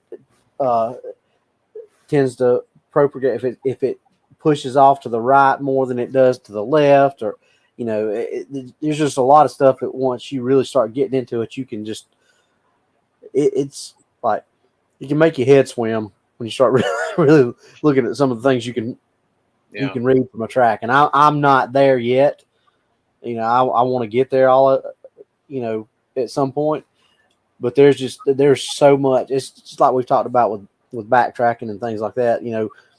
If somebody that really doesn't know what they're looking at, they just see a trackway going out into the woods, right in the middle of a field rather, and it just disappears. But there's so much you can glean from that track when you look at the way the primary point of impact when you're walking forward is going to be heel to toe. That's the way you're moving. But if you're backtracking, your primary point of impact is going to be toe to heel. But the way the transference of dirt is going to be inside the track versus outside the track, because if you're going from heel to toe, you're pulling the dirt out with you and it's going to fall forward. But if you're backtracking, you're going to be pulling dirt back into the track because it's going to be crushed back down into it. So, pressure relief points of, if you're veering off to the left a little bit, or to the left a little bit, as you're walking forward, then you walk backwards, you're not going to be veering that. So you're going to crush that pressure relief point down. So there's things like little small things like that most people are not going to look at, that just says, okay, it backtracked on itself about 15, 20 feet and jumped on that boulder and took off in the trees that way. Right. Man, we got some good questions coming in. Robert D. Okay, Robbie, about 12 inches long, 16 inches wide. How big? Your thoughts? Well,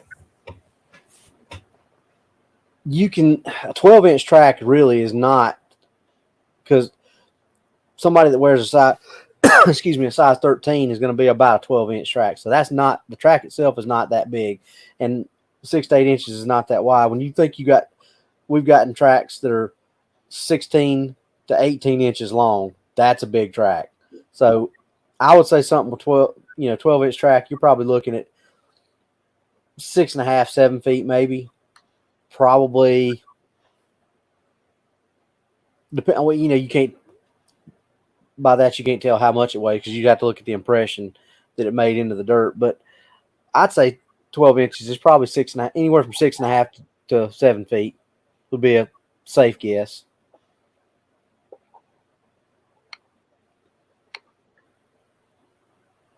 Farmer Red says, we live on a farm. Every so often late at night I can hear some odd howls up in our woods, like a single lonely wolf, but the howl I know a typical howl. That's not uncommon. A lot of times, when we're talking about possible Dogman encounters, the howls they do sound like a wolf, but either they're going to be too deep for a wolf because it's much greater lung capacity, or it's not a typical wolf sound. Like there have been some people that had said it almost sounded like a voice trailing off at the end, like somebody going that kind of thing. That it was almost, there was a human quality to it. So a Dogman howl will sound a lot like a wolf, but not necessarily 100% like it. I would say it's probably going to sound like a much bigger wolf.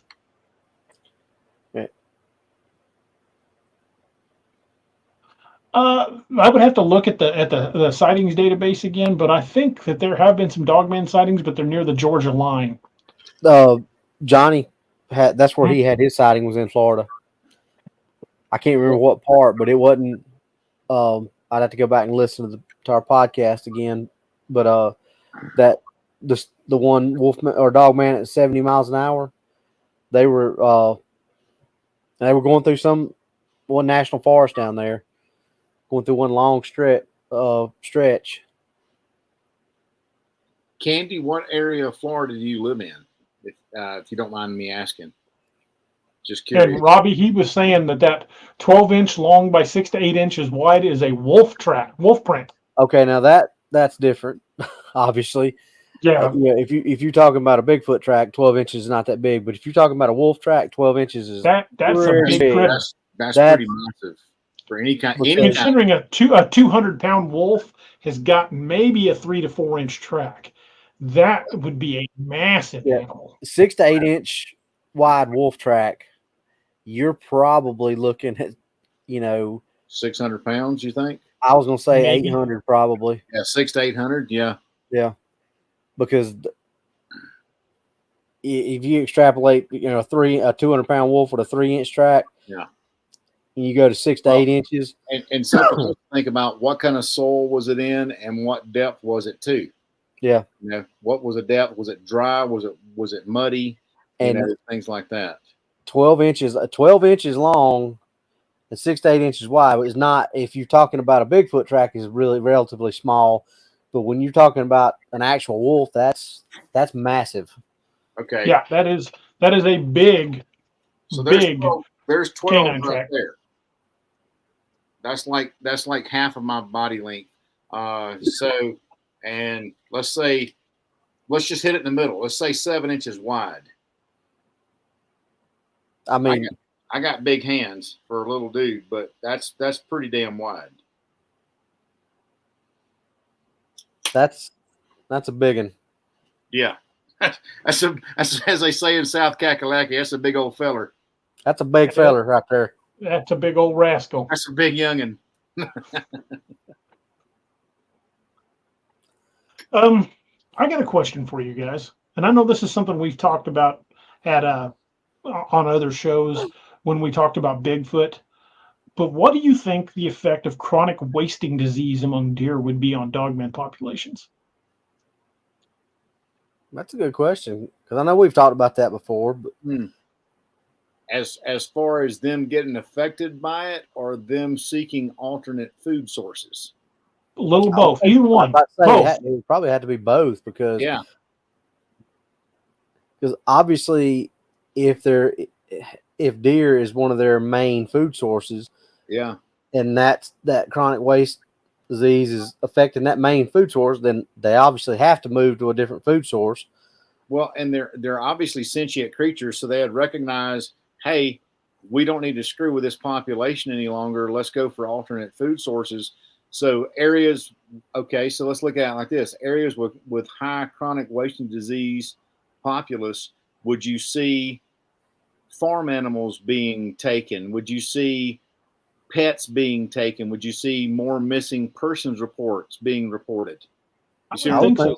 You know, the weird thing about here in Missouri, it's a ripple effect. It's a trickle down effect. Weird thing about I was talking to a guy who worked for the conservation department here in Missouri. Weird thing what they do here in Missouri, and I don't know if they do this in other states, but it struck me as odd when they get because you can do the prion testing when you bag a deer. When they get a confirmed chronic wasting disease confirmation in an area, they will tell people not to hunt that area and then go in and wipe them out. They'll kill every deer in that area they can find. They'll cull the hell out of them. Absolutely. Keep it from spreading, I guess, right? And burn the bodies. Werewolf 5674, he said they would not eat the sick. I mean, they would kind of cue in onto that, I believe. I would agree. So they would have to look at alternate food sources then, which would lead to livestock, pets, people. I mean, honestly, I think people would probably be the last resort, because then the spotlight would be on them. They'd be under. You don't want to take prey that's going to cause undue attention to yourself. Correct. It's that risk versus benefit prey. I think that they're opportunistic, and I think if you're hiking out in the backcountry by yourself and you break an ankle, you're going to get it, and it might not be by dogman. It might be coyotes. There are stories of people who cracked an ankle or hurt themselves and couldn't walk out, and were killed by coyotes. Coyotes they're very opportunistic. I mean, hell, it could be a pack of wild hogs if you're in an area with feral hogs, like lady in Jasper, Texas. You know. Hogs are nasty animals. Hogs will eat anything. They will. Yes, they will. Yes, they will. So, what will chronic wasting disease do to a person? Oh, it's horrible. It's Creutzfeldt-Jacobs disease. It basically creates a spongiform cerebral formation. I mean, your brain is just spongy, and you basically get trapped inside yourself. It's almost like Lou Gehrig's disease, except worse. One of my friends that was a nurse, her mom actually got Creutzfeldt-Jacobs disease, and it's a horrible, horrible, horrible way to go. So, I mean, could they trace it back to the prion from that? Did it get transferred to her from wild game? Don't know. But it is a bad way to go. It would cause them to literally waste away and die. So not a good way to go. Would you think that, say, an animal that's somewhere between wolf and human, a dogman type creature, do you think it would be able to smell the disease in an animal and therefore and avoid eating it, or would it, just take its chances like the rest of us? Man, I don't know. I mean, they have dogs that can smell diabetes and cancer. That's exactly what I was about to say. Bobby? Yeah, that's exactly what I was about to say. There's canines that they train to sniff out cancer in patients. So if a dog can smell cancer, I would say 100% that something like that would be able to. I mean, that's 100% juxtaposition on my part, but I mean, they have millions and millions more smell receptors. Like this old German Shepherd laying down here, dude. He can smell a mouse fart at 500 yards. You know what I mean? Let me give y'all a number to wrap your heads around. This is what I learned when I was a canine handler. Charlie Kirshner, who was my trainer, he was one of the first canine handlers in DC Metro Police Department, which was one of the first canine department or the first canine units in this country. So he was on the ground floor of police canine in the United States of America. We were going through that. He said a dog's nose is 70,000 times more sensitive than ours. And he stopped me. He said, wrap your head around that number. 70,000 times more sensitive than I. He said the best way to describe that is you walk into your house and somebody's cooking spaghetti. You smell spaghetti sauce. Oh, that spaghetti sauce smells great. The dog smells the pepper, the beef, the tomatoes, the onions, everything individually, and can separate that, still make the whole aroma, but separate the. I mean, it is unreal how sensitive a canine's nose is. And Robbie, to play on top of that, man, to piggyback on that, not even do they have that right now that at the present, they also have in these breeds, they have that genetic imprinting. They can smell stuff that their ancestors smell and recognize, oh, this was something that my ancestor smelled because it's in their freaking DNA. Mm-hmm. It's they call it genetic memory. Yeah, the genetic memory is in their olfactory memory. And if you think about it, how many of us, all the people in chat right now, how much does a smell bring you back? Like scent is the strongest sense tied to memory there is. Olfactory memory is like one of the biggest ones. I mean, next to oral memory. It's a huge part of your taste as well. Absolutely. If you can't smell food won't taste very good. Absolutely. Well, that's the same thing with Uncanny Valley. The Uncanny Valley theory is just a genetic memory. Yeah. A throwback to when something that looked a lot like a human hunted us in the dark. Correct. 100%, man. It's weird. Olfactory memory is crazy, and to say it does not imprint in the canid genetics is disingenuous at best, because I mean, especially with these folks who are the apex hunters, these dogmen we're talking about, they're gonna recognize that, they're like, here's a warning signal from my ancestors or something. I don't need to eat this. So that's where I think they need to. I think they will not need, but will start looking for alternative food sources. Yeah. Then I would 100% agree with the fact that they would be able to sniff something like that out and say, don't mess with that, dude. I got a question for you, Doc, and Robbie, you can answer this one too. This, I'm open to anybody's opinion on it, but it's just something that kind of occurred to me. We did a show here a while back on what they refer to as the not deer.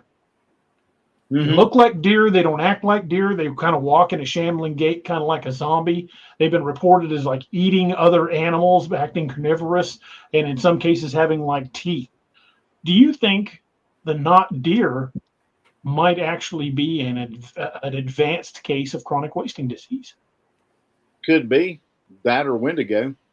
I mean, I'm kind of torn between the two. I mean, could it be a really bad case of chronic wasting, or could it be a freaking Wendigo? Yeah. I mean, well, I've never heard of a chronic wasting disease infected deer having that symptomology, but I'm not a wildlife officer either. I'm just a man nurse. So I don't know.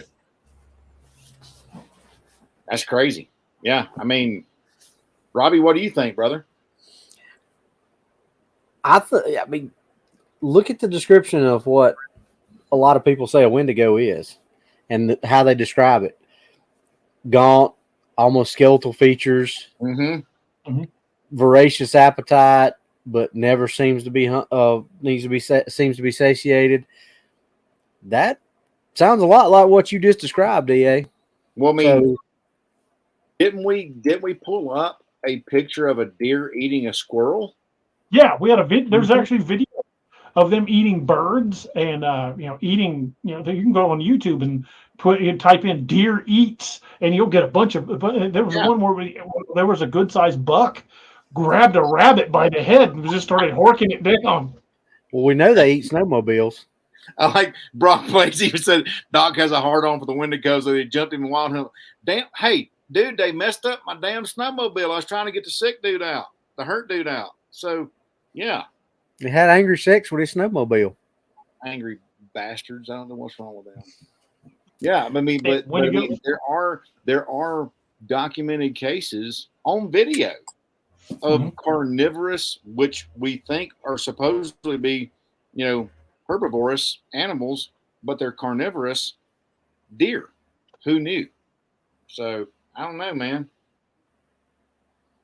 I don't know. That's a good point, DA. That's a great point.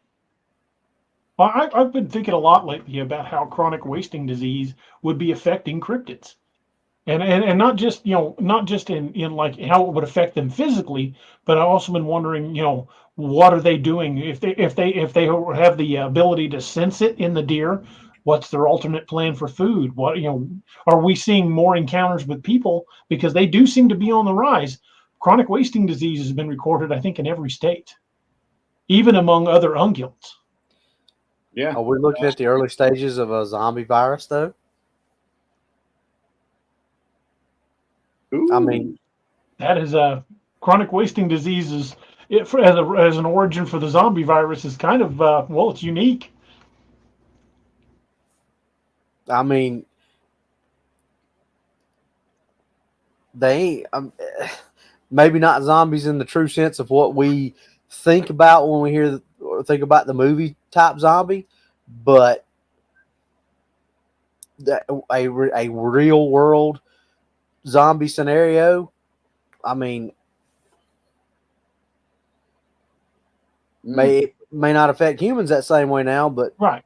Who's to say that that's not what's being worked at or worked for at? Man, we're going down the rabbit hole now. I like that. Louis Noriega says, look at what they say about chimpanzees. They're vegetarian creatures, but they eat the rivals after a chimpanzee attack. There's even reported cases of them carrying off small children. Like over some of the African villages, they report these things steal people.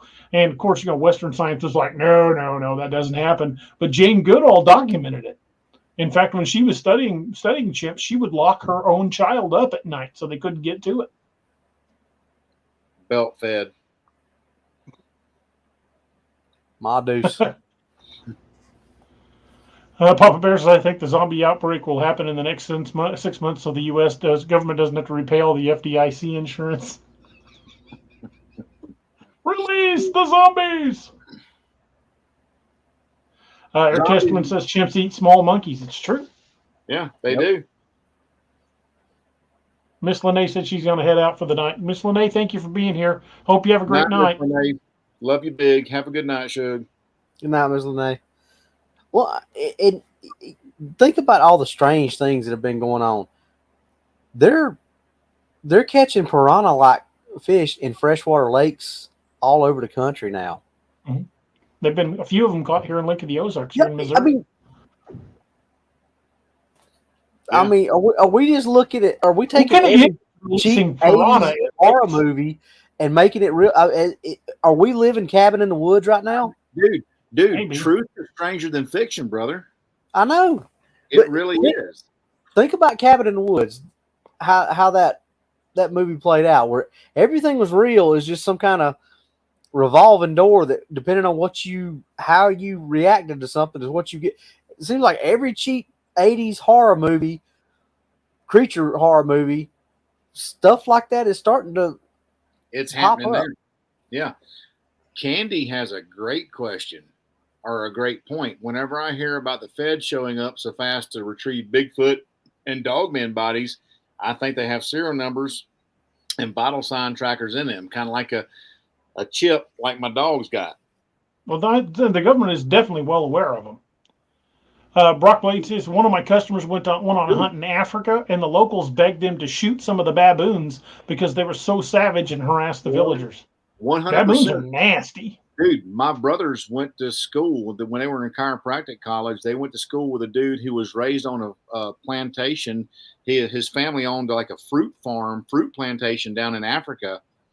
And Wilson and his brother would sit out on their back porch and shoot baboons out of the fruit trees because they were freaking savage. And they would just blast them because they were coming out in droves. So yeah, that's a particularly nasty primate.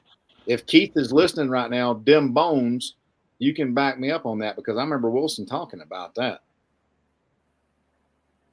That dude was funny as hell, man. Hey, Keith, you gonna eat that cartridge? My mother would be frying chicken, and that dude would look at Keith's piece of chicken, and it was a chicken breast or whatever with a cartilage, and he'd say, "Hey, Keith, you gonna eat that cartilage?" And he'd pick up Keith's chicken bones and start crunching on the cartilage on that chicken breast, and would just be grinning like a mule eating sawbriars, man. He'd love that cartilage. Anyway, I digress. Sorry. Yeah, baboons are nasty critters. And then what's the bigger one? I can't remember the name of it. The mandrill? Mandrills are nasty. Dude. That's what we hypothesized Gugway maybe. Yeah. Kind of yeah. Shoot that bastard with a Ma Deuce, man. Seriously. No kidding.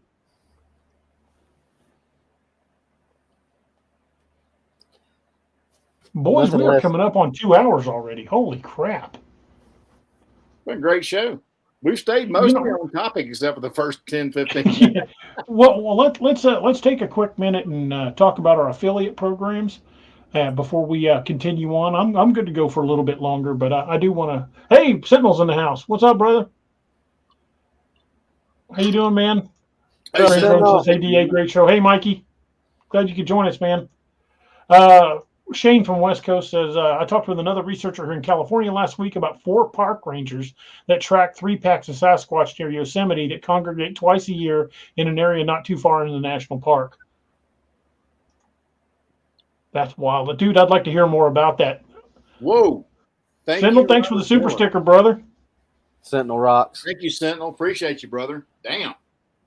Hey, Doc, since you're actually here tonight, why don't you tell us a little bit about a veteran-owned company that we know something about? You talking about Dark Angel Medical? That's the one. You sure he can talk about that one? No, I was going to make you talk about Scallywag. He might not know enough about Dark Angel Medical to talk about it. I mean, I'm only wearing the shirt, but hey, folks, the spokesmodel, the spokesmidget. I'm scale size. I'm scale size. If y'all are not familiar with my company, Dark Angel Medical, go check us out at darkangelmedical.com. We sell minor first aid kits and major first aid kits for all kinds of trauma, from everyday eventualities to life-threatening emergencies. So check us out over there and use Cryptid25 for 25% off your order. Now, we sell. One of the things you might see in some of DA's books are you might see the DARK. That's the direct action response kit that we have right here. You may even see one of the SPEAR or special purpose emergency aid rig kits in there as well in some of his books. And if you ever use one of those kits to save your life or the life of somebody else, we have this thing called, what is it, DA? The Kit for Life Guarantee. There you go. So the Kit for Life Guarantee, you use one of our kits to save your life, somebody else's life, we will replace what you have used 100% free of charge, willingly and gladly to do that, because as of today, we have replaced over 165 kits for free. So Doc, you got a couple of questions in there. What's that? Australian medical kit incoming. Man, I wish. I am bound by distributor rules and ITAR and all this other silly crap from the State Department. But if you know somebody that's in the States and, they happen to buy you a kit for a gift, I can't do anything about that, right? So that's between you, them, and the good Lord above. So, but check us out over at darkangelmedical.com. We offer classes. So if you don't know how to use a kit, but want to know how to use a kit, we offer classes all over the United States. So check our calendar out there on darkangelmedical.com. And if you can't get to a class for family reasons, work reasons, or, you just don't like people, that's cool too. Go and check out our new online training. And that is the 2-day class that you can take over a period of 30 days. So you have 30 days to complete the class at your own leisure, your own convenience, and you'll get all the information, probably more information than you wanted, but never more information than you need, because it's better to have it than not need it, than need it and not have it. So check us out. Use Cryptid25. That's 25% off of your order. That's our biggest discount that we have. And I want y'all to please go out and check us out, because we depend on each and every one of y'all to support us, because we are a very, very small business. And if you write in Team Odin in the order notes, I'll include one of our cool little Team Odin rockers for your kit as well. So y'all check us out, and I guarantee you will never regret having that kit when the time chooses you. Does that shipping rule apply to Canada as well? Yep, sure does. Anything outside the continental United States, y'all. So, like I said, I've had friends up north and down south and hearing abouts have said, "Hey, I want one of your kits," and they said, "Well, I can't send it to you." And I'm like, "Well, do you have a relative or a friend?" "Yeah, I got a friend in the States." "Well, if your friend buys you a gift, then that's on them." So I got a question here for you, Doc. Oh, good question, Josh. Doc, correct me on this. Did I hear right a couple weeks ago you can use your FSA card to buy your kits? That is absolutely correct. Thank you, General Dalton. Your kits are HSA, FSA eligible. So if you've got an HSA or FSA account, those kits are absolutely 100% eligible for use on those accounts, because we corrected our merchant codes on the back end so that you can use those cards to purchase our kits. Since his great granddad Obadiah in 1865, I like to call him great grandpappy Obi. Man, Papa Bear. Wants to know which kit would be the best for his motorcycle. This is so funny, because I have had no less than 3 people in the last couple of weeks talk about a motorcycle kit. It depends on if you've got saddlebags, if you've got a net you can roll your kit onto. Many kits out there. I would say something like the Dart kit or the EDC kit would be good for your motorcycle. My son in Texas drives a motorcycle, and he was asking me about that. So I'm actually, and my wife has been talking to me. She said, "You got to work on that motorcycle kit." So we're actively looking at making a dedicated kit for motorcyclists right now. Because one of our saves was a kid from my class. He came there with his 2 brothers. He was the youngest. He was 19 in Houston, Texas, got hit by a drunk driver on his motorcycle, and he had one of my kits strapped to his handlebars, and thankfully a passerby knew how to use the tourniquet and tourniqueted this kid off, and he ended up living. So God bless him. So hard case and saddlebags, I would say a Dart kit or an EDC kit. That would save you some weight, Papa Bear.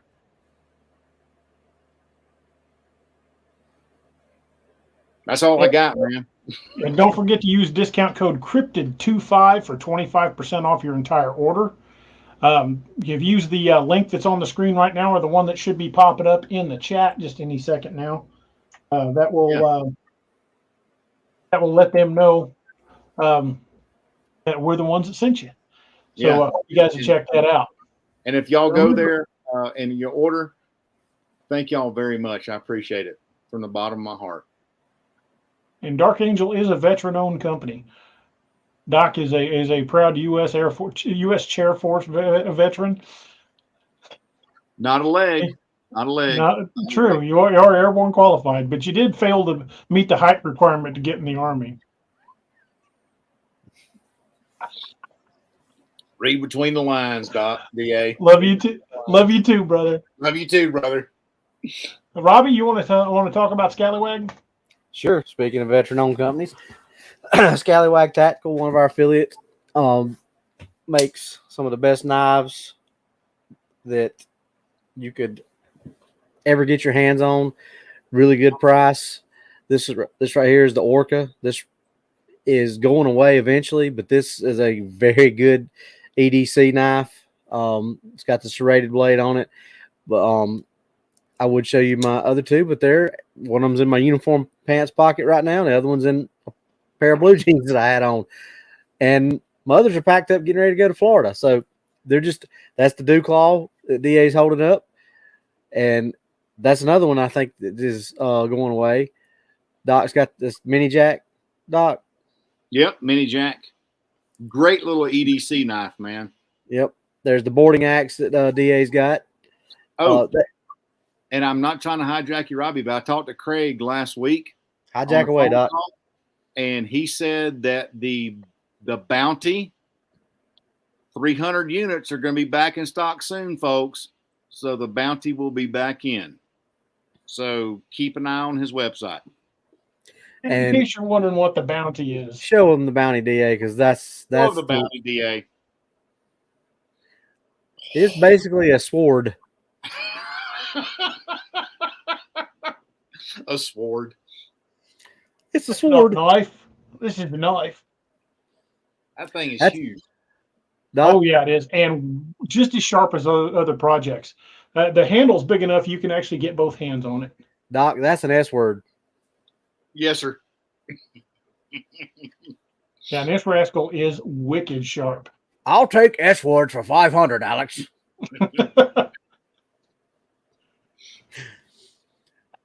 But anyway, there we go. Jumping off topic again. Anyway, Dark Angel Medical.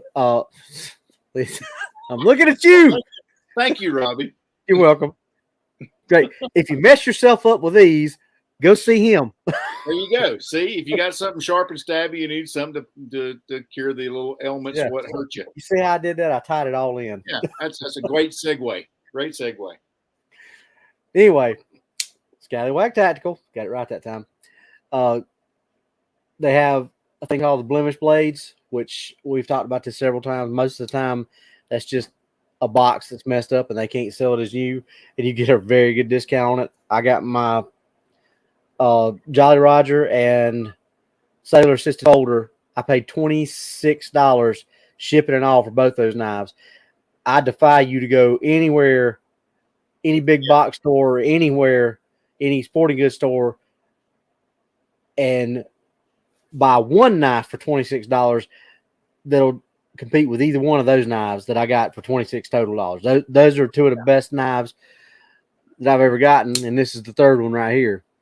Dude, and check out their blemished sale items, and dude, they're not blemished. It may not pass their QI, but to the naked eye, to the uninformed, it's the same freaking blade.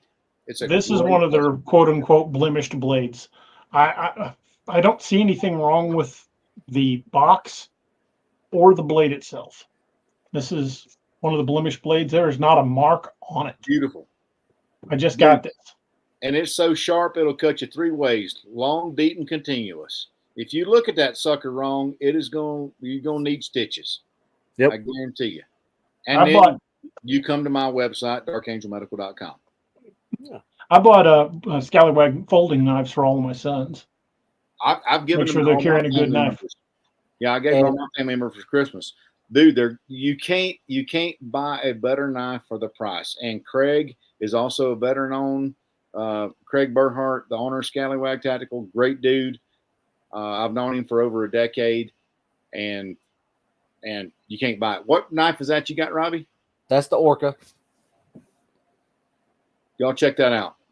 Great little EDC knife. What did you pay for that? $8. This is my Jolly Roger. This knife, I've had this knife for, I want to say about 18 months, and I cut everything with this. I opened boxes with it. I cut crap in the yard with it. I mean, this is my daily carry pocket knife that I cut everything with. And this son of a gun would still peel you down to the bone. They even make pocket dock size knives. Look at that. I got one of them. Look at that. That's a little pocket dock knife. Look how wee that is. I got one of them. Yeah. Pretty sweet. Look how easy they open.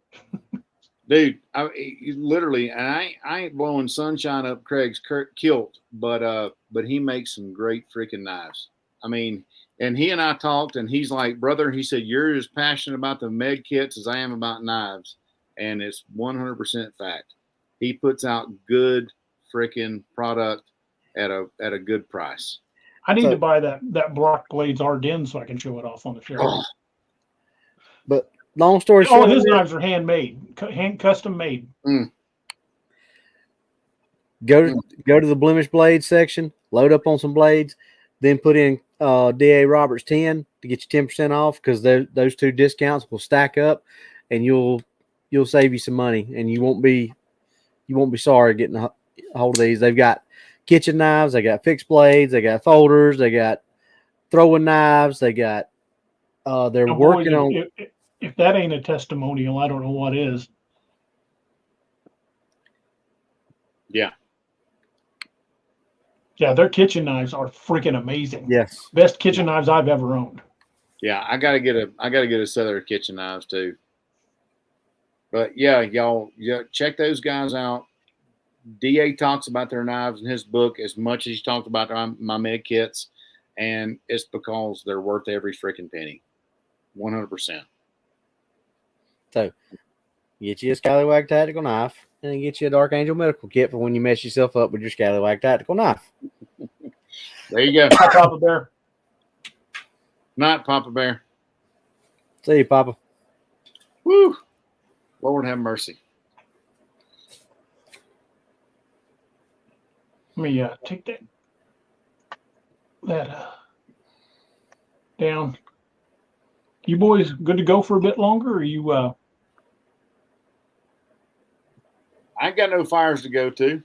All right. Other than Ranger having to put one out occasionally. Lord have mercy. I got my Ozium right here.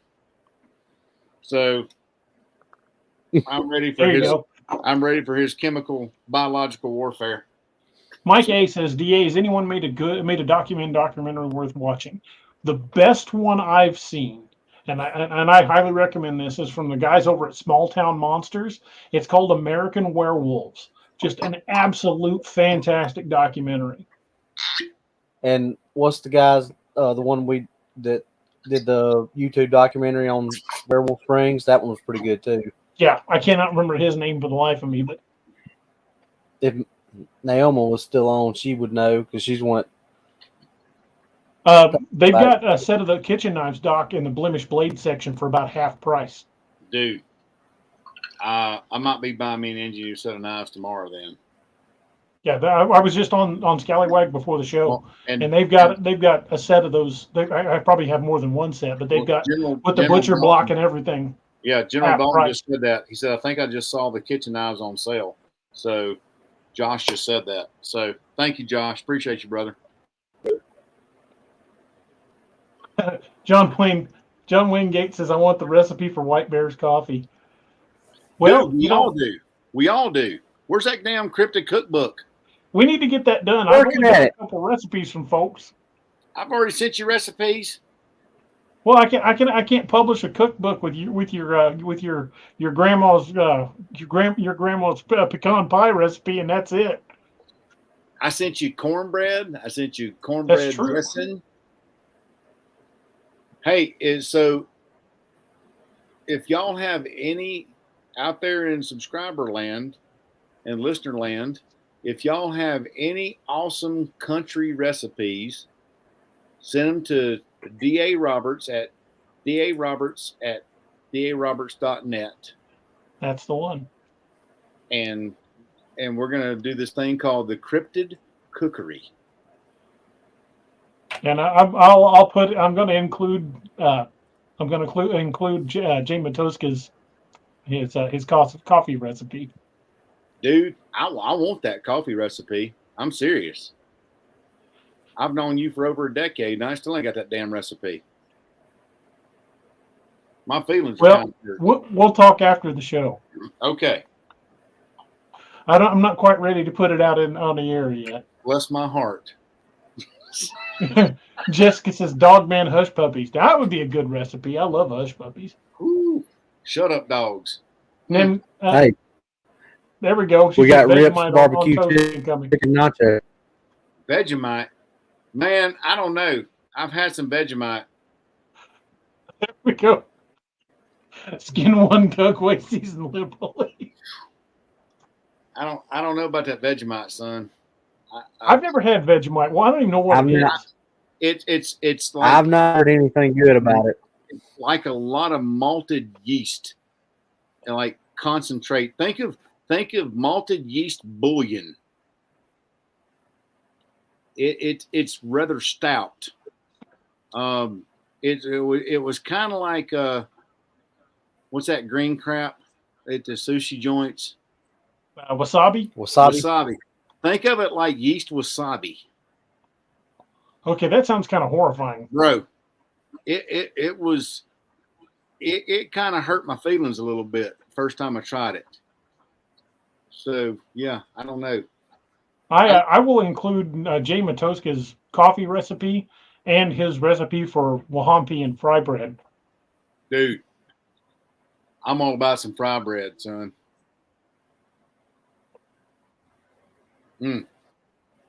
If nobody's ever had good proper Navajo fry bread, you missing out, son. Navajo fry bread's freaking fantastic. I love fry bread. Dude, Navajo fry bread. Yeah, definitely send me. You know, I love me some cornbread. Send it, bro. DA, did y'all have those fry bread tacos down there in Clayton when you grew up? No, those weren't a thing back then, but I've had them since. Son. Oh, they're one of the casinos just not too far from here, down in Miami, Oklahoma. They sell those. Yeah. I'm not a casino guy, but I'll eat the hell out of them. Miami, Oklahoma? Yeah, down in Miami. I taught a class down there for the Miami tribe. Why didn't you let me know? It's like an hour from my house. Dude, I had no idea. Yeah, it was like a private class I taught for their tribal police. That's been years and years ago. Well, you need to do another one then. I know, man. That's crazy. That is wicked close to the house. That's crazy. Nextman says, Doc, I'll send you the Australian military version. It's thicker and way too much. Bro, if it's thicker than what I got from my buddy in New Zealand, I thank you. I don't know. I mean, bless your heart. I don't know, man. That's whew. I don't know if you're trying to hurt me or not, man. Hey, DA, shoot me my email address. Do what? Shoot him my email address if you would. Okay, will do. I'll have to wait until we're not on the air. All right. Whew, mercy. Jake Lett says my wife makes me a big batch of fry bread every Saturday, and we make fajitas and turn it into tacos with the fry bread. Oh, I'm coming to your house on Saturday. Oh my God, that sounds good. Sweet baby Jesus, that sounds delicious. I like Josh. Gugway pairs well with 211 Still Reserve malt liquor. Little Mad Dog 2020. Oh my Lord. We are digressing quickly, y'all. Oh yeah. Yeah, we the train took a dirt road. It didn't just get off the track. Holy smokes. Yeah, I definitely want to get that cookbook done. We've been talking about it for a hot minute. Yeah, But that I would be just don't have that'd enough be a lot, recipes to go to a publisher with it. Well, be a lot of to fun. publish it.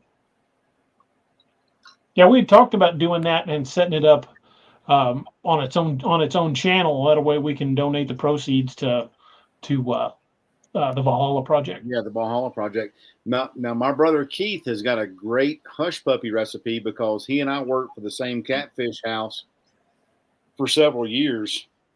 So I could get him to do the catfish, the hush puppy recipe for the catfish house. That'd be nice. Laura Simmons said, "Good evening, gentlemen. Any of you going to Monster Fest this June in Canton, Ohio?" I don't know. I don't know when my next show is booked. We were going to be doing the show down in Ocala, Florida this month, but I had to pull out because I unfortunately have to send a large, substantial amount of money to Uncle Sam this year, and it took a hunk out of my ass. So I'm at this point, I'm too broke to pay attention. But Anthony and I will still be there. Doc, you still coming, or Now, so Anthony and I will still be there. now Angie's heading out. She's heading out Monday again. She just got back Saturday night. She's heading out Monday again to be with her mama for the next however long. She's going on a one-way ticket down to Mississippi to be with her mama while she goes through rehab to help her out. So I'm gonna be here at the house. So yeah. Yeah, if you guys got a really good recipe and you want to send it to us, send it to the email address at the bottom of the screen, daroberts@daroberts.net, because we are wanting to do a cookbook, and I'll be putting recipes that I've mentioned in the books. And a lot of those places, those restaurants that I've talked about in the books, are real places. The Rockin' Pig Saloon in Eureka Springs, Arkansas, fantastic barbecue. The Pizza Cellar in Rockaway Beach, Missouri, really there. It's a hole in the wall, little bitty place. It's been there since God was a corporal, but their pizza is really good. Matter of fact, Shane, the only one that's not real is Steve's Pub and Grub, Steve right? Pub and Grub. That's right. West Coast Dogman Shane, he says, "Do you're going to be at Josh Turner's conference in Texas in September?" That's the plan. I spoke to Josh on the phone yesterday, and the plan is that I'm going to be there. We're working on the logistics of it as we speak, but yeah, we are planning on being there. I'm probably going to have to haul a trailer full of books down there because this year the Dogman conference is going to be bigger. They doubled the size of the venue. And it's going to be just outside of Fort Worth, Texas. I can't remember the name of the little town, but it's right outside of Fort Worth. And it's actually going to be a 3-day event. When the tickets go on sale, get your VIP tickets early because the VIP event's on Friday, and then the actual Dogman conference will be Saturday and Sunday. So we should be there with a whole passel of books. What day is that, DA? It's Labor Day weekend. Yeah, Labor Day September weekend. 1st through 3rd. Really? And one of the featured speakers is going to be Miss Jessica. The Cryptid Huntress herself is going to be one of the speakers. Well, guess what? I'm off. Well, dude, you got to plan on being there. I mean, my son lives in Dallas, so that's only a 10-hour drive from here. That's nothing. Miriam Nunn says, "What city in Texas?" It's a little town just outside of Fort Worth. It was just off the highway. So I can't remember the name of it off the top of my head. They haven't made all the details public yet because they're still finalizing agreements and everything. But it's going to be right there in the area of Fort Worth. John Wayne Gates says, "Rockaway Bar. Last time I was there, broke a guy's jaw." That town's a little rough. It used to be a real nice place to go fishing and take your family, but the Hells Angels kind of ruined that place back in the 80s, and it ain't never recovered. They were kind of good at that. Yeah. Shane says West Coast plans on being there. That's awesome, dude. Well, if as long as I stay off and I'm not doing anything that weekend, then me and Miss Angie will come down and we'll see y'all there. I can't remember the name of the town, but they said it's only like 10 miles away from where the Lake Worth monster incident happened. Huh. I mean, I drive all through that crap when I'm going down to Bryan College Station. White Settlement is the township. Thank you, Jessica. I could not remember it. Thank you, Jessica. I could not remember it for the life of me. Yep. White, I'm going to be trying to go myself, so hopefully we can have the whole crew there. yeah. Miriam, it's in Texas. I think you're fine. I'm sorry. As long as you stay clear. Robbie. I wish I could, man. But clear Austin. Family That's crap. That's all right.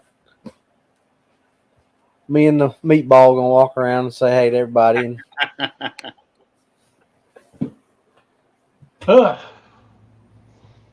And we will definitely have all my books there.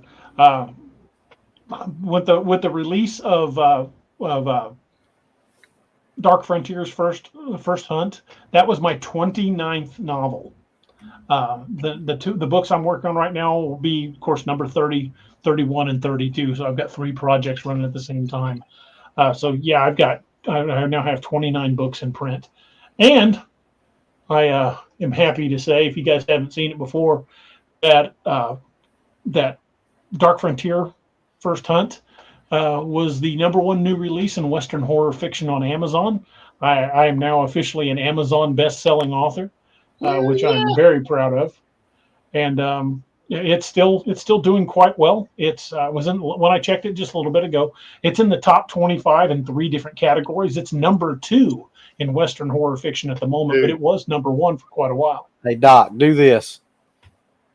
He took it off. I can put it back up there. Do this, Doc. I tried to, yeah.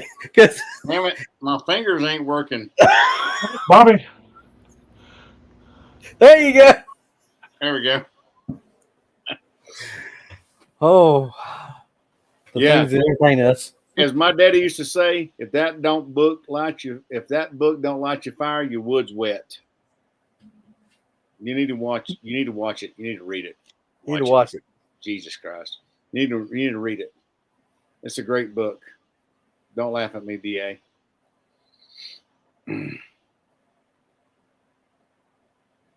We're laughing with you, Doc. Now, I mean, that'll be a good time. Double up on the booth. I'm gonna have to tell Josh. Last year I had a table. I had just one table. I'm gonna have to have 2 because 30 books on the table take up a lot of room. Yeah, that's true. We gotta have room for your sign. Yeah, there we go. Yo. Doc, our roulette wants to know why you named it Dark Angel. All right. I get asked this question a lot. Why we name it Dark Angel Medical? Because it pays homage to Saint Michael, who is kind of like the bouncer. And as a combat medic, you have to be the guardian angel for your patient. But if things go sideways, you have to flip a switch and be a dark angel and do what needs to be done to preserve life. So there's nothing Luciferian about it, because if it was in that aspect, it would be called the Light Angel Medical, because Lucifer was the angel of light. So Baptist preacher's kid here. So there's nothing ominous about it. It was just Dark Angel Medical because of the homage to Saint Michael. Which I think is pretty neat. I'm processor trying to bring something up here. Sorry, my computer's being stupid. There At we least go. you don't get the crap top anymore. Yeah, thankfully. So that image right there, can you tell us where that image came from, Doc? That's actually me. But my buddy John had the idea for the logo, and as soon as he said it, I drew it up and sent it off to a good buddy of mine, and he said, "Go take some pictures real quick." And so I took some pictures, and about 3 hours later, I had that logo there. So if you see Dark Angel Medical and you see Vita Vel Nex, that's Latin for life or death. So you get to be the determiner of life or death. I like that image. Thank you. Thank you, man. I appreciate it. Good thing I like it. Speaking of that, I didn't check and see how close we are. So we're gonna do some pretty big giveaways at 5,000, and to celebrate, Doc and Robbie were gonna get some tattoos. We're at 4663. Get Rob. close, Doc. This is funny. He's supposed to be 5'8" then. No, they're actually 6'2". Thank you very much. They're curved down at the bottom. Yeah. It's all about the angle, man. Come on. All about the angle. Good Lord. He's our little winged tactical Smurf. That's correct. Or as my daughter used to call me, the tactical Oompa Loompa. So, yeah. We may have some good stuff coming for the 5,000 giveaway. We're probably going to do several books. Several. And if y'all hadn't read DA's books, you need to, because somebody earlier had asked a question about talking about your books. DA. Well, we can do that for a few minutes. I think we should. If you guys We didn't. If you guys like fast action or in a lot of action in your books, in your stories, you're going to like these. I try to keep things fast paced. I've been researching cryptids since I was a kid, and everything I've ever recorded went into making these books as accurate as I can. Granted, the books are works of fiction, but the behaviors are based on actual observed behaviors in the field. In fact, it was using one of those behaviors how Robbie and I wound up talking, because it struck a chord with him that one of the behaviors was something he'd observed. Isn't that right, Robbie? Yep.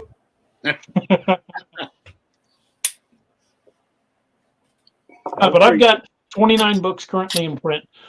They span from zombie series to I write horror, a lot of cryptid horror. There's 3 sci-fi books currently in print. I'm almost done with a fantasy novel, and all of these tie in to what we've affectionately referred to as the DA verse. These books cross over, and they all exist in the same timeline.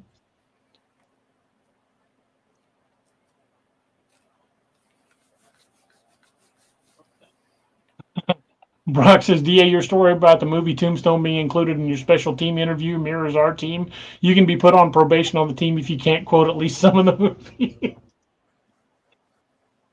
Yeah, that was one of my final interview questions to get on the riot team. I had to be able to quote my favorite line from Tombstone.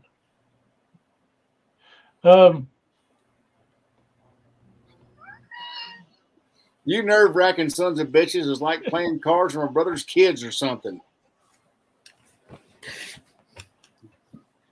Skin that smoke wagon. You gonna fight or just stand there and bleed? Doc? Down, boy. Doc, I didn't know you was in town. Oh. Well, Johnny Tyler. I forgot you were there. You can go now. You may go now. Leave that scattergun. Oh. I love that movie. But yeah, hopefully you guys will check out my books, and they're all available at daroberts.net. They're all on Amazon as well. But I spent a lot of time researching these books, and I write the kind of stories that I always liked reading as a kid. I guess they've always said that you first and foremost a writer has to write for themselves. So I wrote the kind of stories I wanted to read. I wanted to tell solid stories. I wanted to tell stories that not only got the reader involved, but made them want to come back and read it again. And I hear that a lot from people that they've read, this book or that book 6 times or 5 times. And that to me, that's just the best compliment you can get. Because a book should, is something you want to experience more than once. I mean, some of the best books I've ever read, I've read multiple times. And when you go back and read them again, you always seem to find something new. down by the creek walking on water. There's just so many lines from that movie that you can just. I mean, that's probably the most quotable movie of all time. It is a great quotable movie. Shane, thank you, brother. I appreciate that, man. You know, Frederick effing Chopin. Yeah. And you, Mr. Music Lover, I got one No. for each of you. Let's have a spelling contest.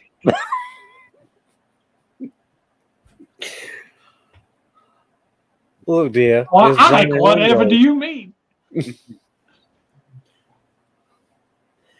You know, if we were not going to be friends, I just don't think I could bear it.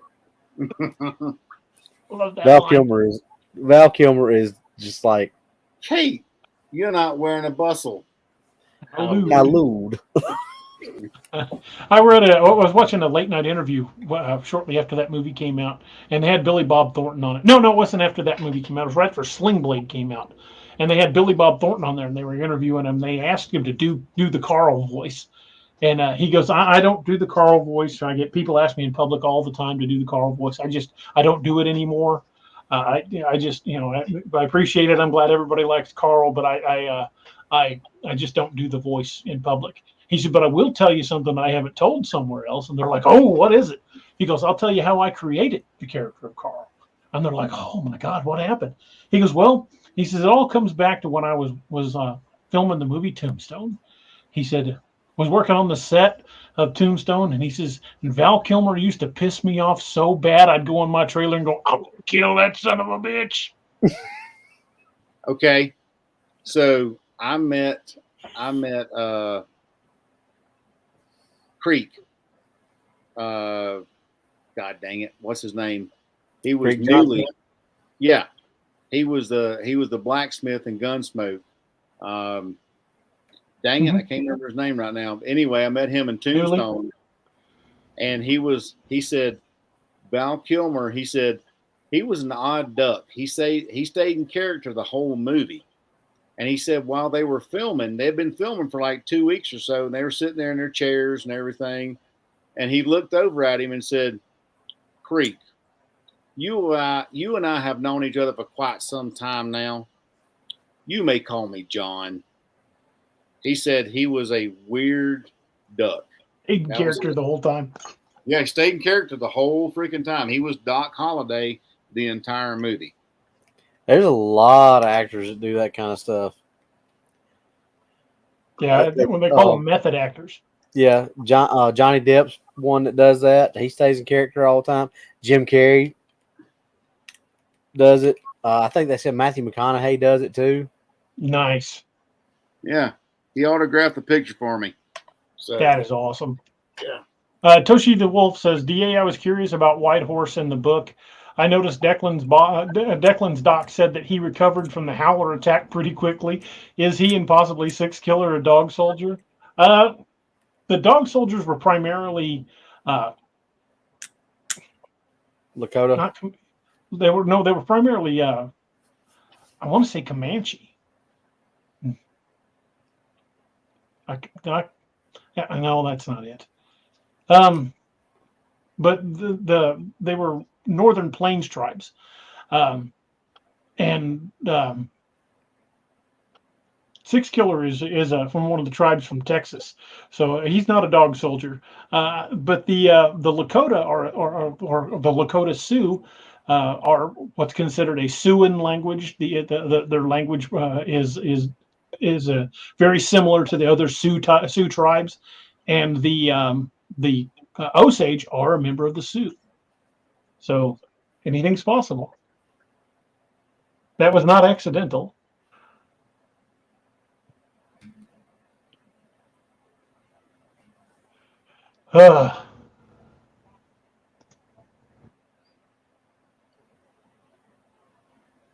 Yeah, James Watson. Yeah, they were primarily Cheyenne, and but the Lakota and several other tribes joined with them when the dog soldiers became successful. They were very revered in the society.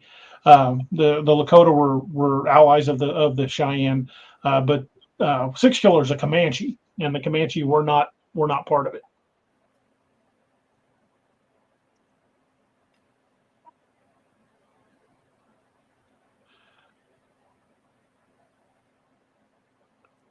And some the characters in the book were Cherokee, and you had some of them as dog soldiers too. Mm-hmm.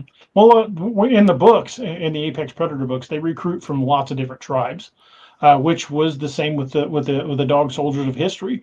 As the dog soldiers were successful in a lot of their raids, a lot of braves from other tribes came to join them.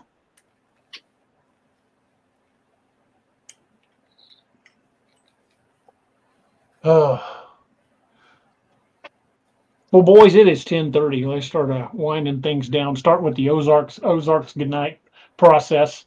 Stream Elements just popped that up there. That's a great one to put up there. Folks, if you want to help shape the future of the DA verse as well as read advanced short stories, there are a number of short stories that are already up on the Patreon that are not available anywhere else. They also get advanced views of some of the books as well as input on covers and things like that. If you check it out at patreon.com/DA Roberts Author, if you're a member of the Patreon community, you get a lot of stuff that people haven't seen yet, and in some cases may never see.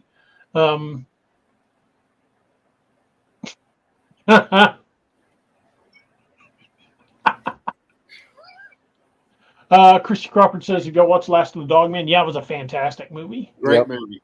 Great movie. Tom Berenger.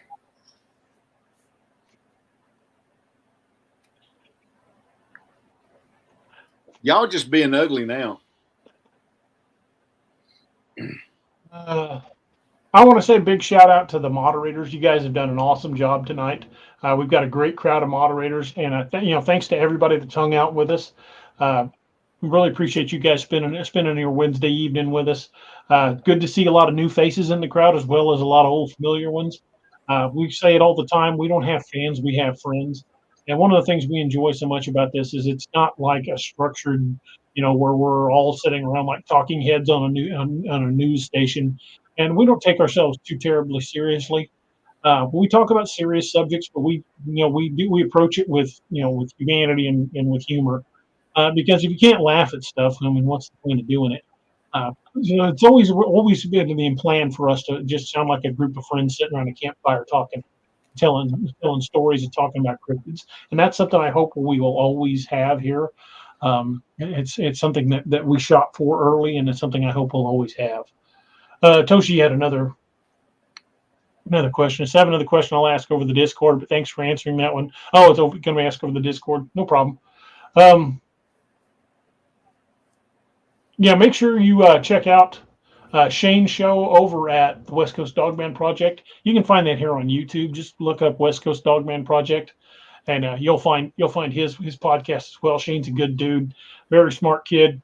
I say kid, he's a grown man, but he's a kid to me because I'm in my 50s.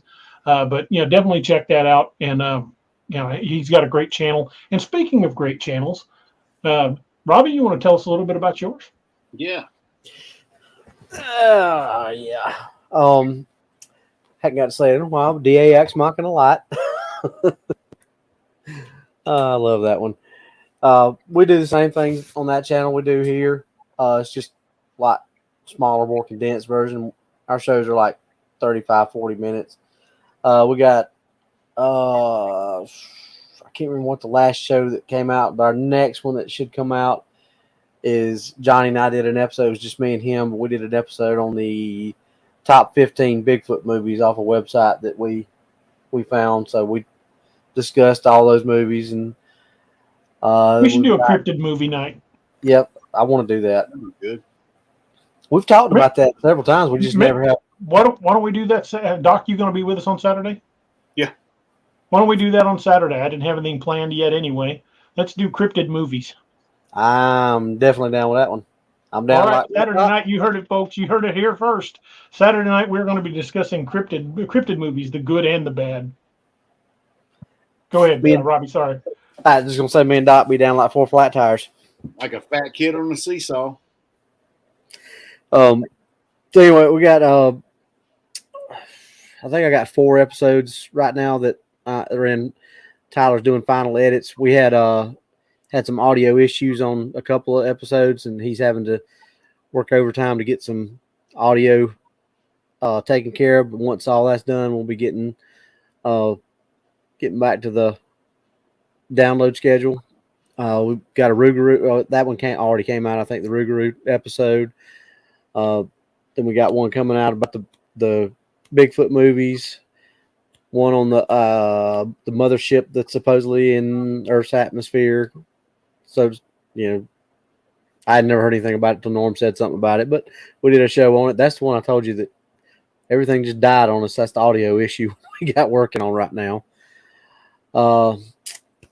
It's hard to remember what's about to come out versus what's came out, but if you like this show, you'll probably like that show too. Like I said, but it's just it's more focused in on one specific topic where we kind of go Pre-recorded. Yeah, it's pre-recorded. We don't go live on that one yet. But it focuses in more on a specific topic other than the broad strokes that we hit here. So we're on YouTube. What's really out there? Spreaker, iHeartRadio, Spotify, Facebook. We've got a Facebook page. You can look at or watch the videos there, or listen to the audio rather. YouTube's about the best one to get it on. It's real simple to get on that one. Like, share, subscribe, all that good stuff. We're up to close to 300 subscribers, I think, now on YouTube. Maybe ish. So, if you like the topics we do here, you'll like those topics there. It's the same formula. We're sitting around talking and just discussing like we're sitting around a campfire. Matter of fact, that's the tagline. Welcome to the cabin. It's like we're sitting around in a cabin just talking. So I bet the UFOs don't hang out long over Mississippi. Well, they don't go to Louisiana and try to abduct anybody either. So they'd wind up in a gumbo. Well, they over Mississippi. You get back in that pot. They hear too much banjo music, man, so they back off. Thank y'all for all the folks who have jumped in, like DA said, new and old, especially the new ones. We appreciate y'all hanging out with us because we just have a great time hanging out with each other and just shooting a breeze, man. I mean, none of us are experts, like DA always has said. We're not experts. We just have opinions and theories, and that's what it's all about, man. It's just about having a good, open conversation about anything and everything. So thank y'all for being here with us.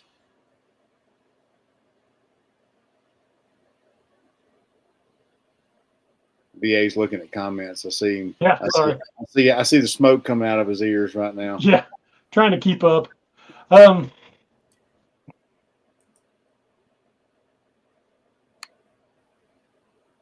But yeah, folks, we appreciate you guys hanging out with us. Hope you guys will join us on Saturday night. We're going to be talking on cryptid movies, the good, the bad, and the ugly. Ugly. Yeah. There are a lot of them out there. We'll talk about we'll each be talking about our favorites. In fact, we'll send a message to Anthony and Steve if he can join us. I have everybody pick their top 5 favorite and their top 5 least favorite, and we'll talk about all of them.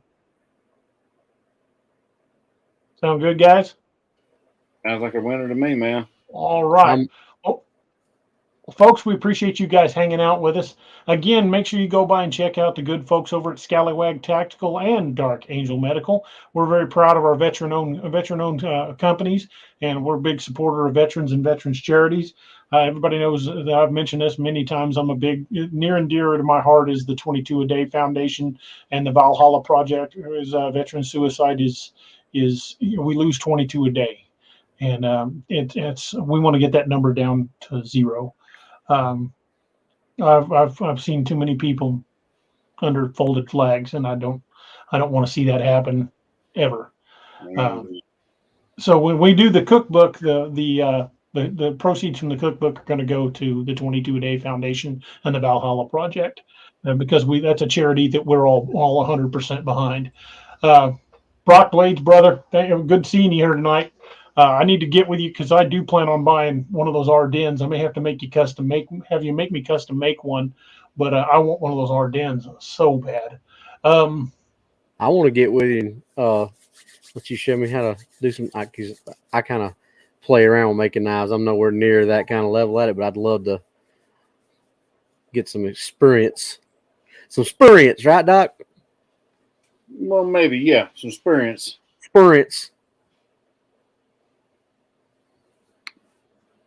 But again, folks, so hopefully you guys join us on Saturday night when we're gonna be talking, cryptid movies and hanging out and talking about the good ones and the bad ones and the ones that are somewhere in between. And we appreciate you guys hanging around with us. I've said it many times. I'll say it again. We don't have fans. We have friends. Stories are journeys that we take together, and I want to thank each and every one of you for taking those journeys with us, because we're at 180 some shows now, and I think we're just really hitting our groove. We got a lot more in us. So thank you guys for being with us on this journey, and hope to see you along the way. Let's see, this channel's grown a lot in the 2 years it's been around. In fact, it hasn't even been around 2 years yet. I think in May it will be 2 years old. So let's see where the next 2 years takes us, or even beyond. So thank you guys for being here. We'll see you guys on Saturday night, and I hope you guys have a wonderful rest of your week. Good night, everybody. Thank you for joining us. Catch us again Wednesdays and Saturdays on Dax Machina. A special thanks to all our channel members and Patreon supporters. Please make sure to like, share, and subscribe.